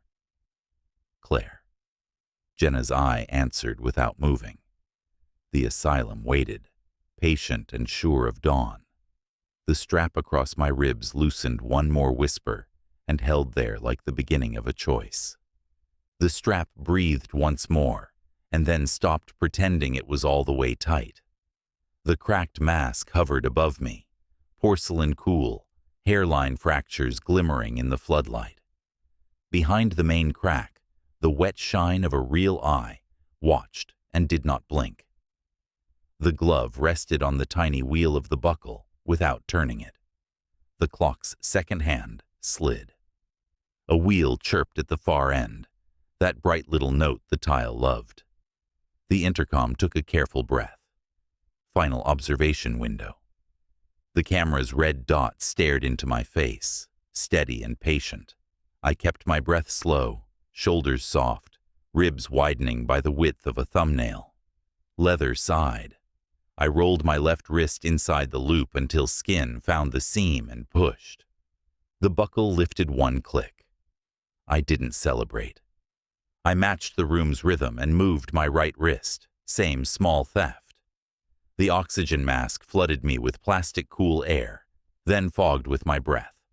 The cracked mask's glove floated an inch above my collarbone, a suggestion, not a command. Now. The word wasn't sound, it was the eye, wet and stubborn, holding mine. I twisted, the chest strap folded, the wheel rasped under my thumbnail. Leather slid. My hand came free and stayed flat like it was still caught. The camera whirred as the jointed arm tried to keep up. The red dot never blinked. I slipped my other hand and caught the strap before it could snap back. The hip buckle remembered a looser notch and offered it. I took the inch. The flood lamp flared and pressed the shadows flat, then let them stand with that slow delay that made everything feel underwater. Pens scratched. A clipboard rose. A wheel chirped again. The intercom found the word it loved and set it on the air like a tray on a bed. Dawn. I rolled off the gurney like a book falling. The mask tore from my face with a small wet kiss. My feet hit tile and skidded, found grip. The camera jerked on its mount, cable snagged across my shoulder. I ripped it free, and the unit swung on its strap, thumping my sternum. The red dot kept blinking, stubborn little star. Porcelain faces turned. Hands reached, precise and unhurried. The cracked mask stepped sideways into their line, clipboard angled, body language of a person asking for a chart. The half-second she made belonged to me now. I spent it on Ethan. His right wrist loop sat under a wheel like mine. I slid a finger, turned, felt the give. The clamp sang against its contact. The old machine clicked in surprise. A glove came for my wrist. I dropped under it and pushed the wheel the last turn. Ethan twisted, used his shoulder, tore the second loop with a pop that felt like a joint cracking. The chest strap held. He arched, found breath, grinned a feral little grin that didn't belong to joy. Stop. The intercom tried authority in a patient tone. Ethan knocked a cart with his hip. Metal slid, syringes scattered like fish. A wheel found the chip and chirped, bright and wrong. Masks shifted to catch. Lanes opened a hand's width. Liam's door sighed. Two figures were already at his elbows, courteous hands, strap rebuckled neat. He lifted both feet, a kid's fall to make them handle more weight than they chose. For a second he was outside their balance, and his own. The padding swelled behind him like a lung. A seam unzipped a palm's width. Cold breathed out. No. He set it into his mask and into the damp edge. The wall breathed back with a voice that had taught him numbers and patience. It asked him to rest. That word landed like a blanket. He shook his head and mouthed a rough prayer into plastic. I reached his strap. A glove pinned my wrist with a firm kindness that made my teeth meet. Another glove threaded the leather back through the buckle like tying a shoe. Maya's eyes snapped open. She saw Ethan upright, me at Liam, the cracked mask holding a clipboard where no clipboard was needed. The pencil on her chest skittered, frantic. She pulled her right hand free, skin burning under leather, and wedged her fingers under the strap across her sternum. She couldn't loose it. She lifted it a hand's width and took one greedy breath. Save her. It was not a whisper. It was a vow thrown into air that hated vows.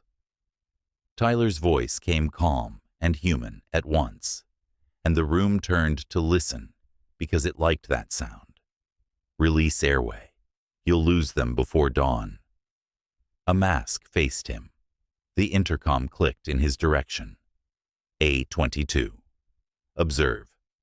He met my eyes and looked away fast, as if he'd checked a burner. Alarms woke. Not a scream. A single held note that made my teeth hum. The flood lamp dimmed a breath to save itself. Doors along the ward took air and let it out in rubber kisses. The intercom said the line it had rehearsed all night, almost fond. Termination scheduled. Dawn. Ethan hit his chest strap with both hands. The buckle gave like a bad tooth.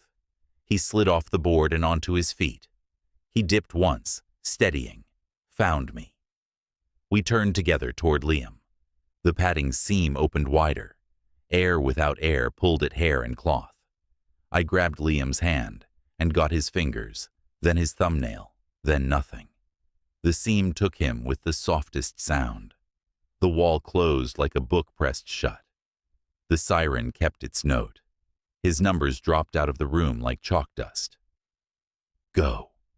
Ethan's hand on my elbow. Weight in it. Not a question. Not without. We were already without. I let the grief go through me like a cold, so the rest could move. Maya swung her legs down. The book thumped her chest. She stood on trembling knees, awkward and blazing. This way. Where? Hydro. She nodded like she had always known. We ran. The cracked mask stepped into another lane, clipboard up, body and angle in a choreography. The crowd shifted around her, half step off beat. Space opened the width of 2 shoulders. We took it. Doors learned to close ahead of us and open beside us, shepherding bodies to where the plan lived. The floor tried to throw a ridge under my shoe. I put my foot down anyway. The ceiling lights woke and slept in a pattern I refused to read. The vents breathed our names in the wrong order. Dawn. We cut into hydro. Bone tile, old steam, clock still tilting its second hand, the wrong degree. The chain on the inner door wore rust, like jewelry. The padlock looked proud. The hasp looked older than its job. Ethan looped the dangling strap around the lock and levered. I tore a jointed arm off a tray and jammed it as a bar. Maya wedged the sketchbook under the door to keep it honest. Hard. Together. The weld complained, a wet metal groan. It let go like a stubborn tooth. We fell backward. Chain spilled like a snake shedding. The door swung and tried to be polite. Maya's book held its ground. She yanked the last page free and pressed it to my chest. 2 silhouettes at a gate, the chain drawn soft, dawn thin behind them. For choice, no. For you. White ovals filled the corridor we'd left, moving without the sound of shoes. The cracked mask lingered a fraction too long, then stepped into the tide and slowed it the amount a clipped board can slow water. That was the difference we needed. Run. We ran. The corridor stretched and then forgave. The siren raised its pitch the smallest degree. The vents whispered my name like a word they were still practicing. We passed records. The file labeled C17 slumped, E03 beside it, B19 open with a line through it that could have been a letter or a crack in light. I didn't stop to know. The main doors wore chains, meant to reassure the person who'd locked them. The fog pressed glass like cloth. The hinges looked tired. The lock looked smug. We looped strap and bar and shoulder and breath, and gave the hasp the one thing old metal always hates: a reason. It sighed and went. The chain shocked our wrists with cold and oil. We shoved the bar, bodies together, and the door gave a miserly inch. We crammed through, skin along metal, fog rolling into our teeth. Behind us, porcelain gathered at the threshold, tied now, no patience left. Tyler stood in front of them with his hands up and his posture tidy, talking in a tone he knew the room liked. "End it. You have enough." One mask turned to him and stepped closer. Gratitude or aim? I didn't know. He didn't move. We hit the outer gate. Vines braided their green through chain. The padlock was newer than the post. The hasp was old. No lever left but our bodies and what we owed each other. The strap had suffered and remembered the angle. We pulled. The hasp groaned. The weld thought about every winter it had endured and chose to fail now. The gate yawed and coughed a breath of gray morning into our faces. We squeezed through. The siren shut off mid-note. The quiet smacked the air flat. Birds tried a tentative phrase. The road out front held the kind of empty that means someone will use it later without knowing what it just did for us. Grass touched my ankles with cold edges. I didn't know I had been holding my teeth clenched until my jaw shook from not having something to fight. I turned because the body always turns. The building was full of windows I swore weren't there before. In each pane, a white oval hung. Porcelain moons, pinholes black, tiny webs in glaze catching our thin light. In one window above the ward, a mask with a crack across the brow watched with a wet eye behind the break. The pupil caught the new gray and threw a pinprick star. Jenna lifted a gloved hand to the glass. The gesture was small, private. It said, "Go." It said, "This is the only thing left that counts." The glove didn't tremble because it belonged to the room now. The eye behind the fracture did. Ethan leaned his shoulder into mine like we were still climbing a fence behind a stadium. He laughed once, sharp and empty. We ditch the camera. No, they want it. Then they can watch. I looked at the page Maya had pressed to me. It had stuck to my gown. The graphite silhouettes stood at the gate, dawn a thin wash behind them. There were two figures. A third smudge brushed the edge like a hand that almost made it onto the paper. I slid the page under the strap dangling from my wrist and let it live there, like a spare heartbeat. We walked. Fog thinned in small increments. The breath in the vents behind us stopped being language and turned back into weather. The gate swung on its tired hinge and settled. The asphalt remembered how to be a road. We remembered how to move without permission. The intercom's voice crossed the lot anyway, travel-worn, softened by distance into something that could be mercy or habit. Termination complete. It hung there, delicate as frost. The porcelain faces watched from black panes like teeth in a smile that never warmed. The cracked brow did not move. The eye behind the fracture shone once, a last star through cloud. I lifted my hand without meaning to. The camera on my chest bumped, as if reminding me it was still recording. The red dot blinked. It had no cable. It had no reason left, but the one the building gave it. Observation continues. Maybe wind said it. Maybe my own brain pushed it into the shape of words. Either way, the morning took it and broke it open and made it small. The light opened the road an inch at a time. We stepped into it and kept going. The red dot blinked and blinked, an obedient pulse that did not care whose story it held, only that it never stopped looking.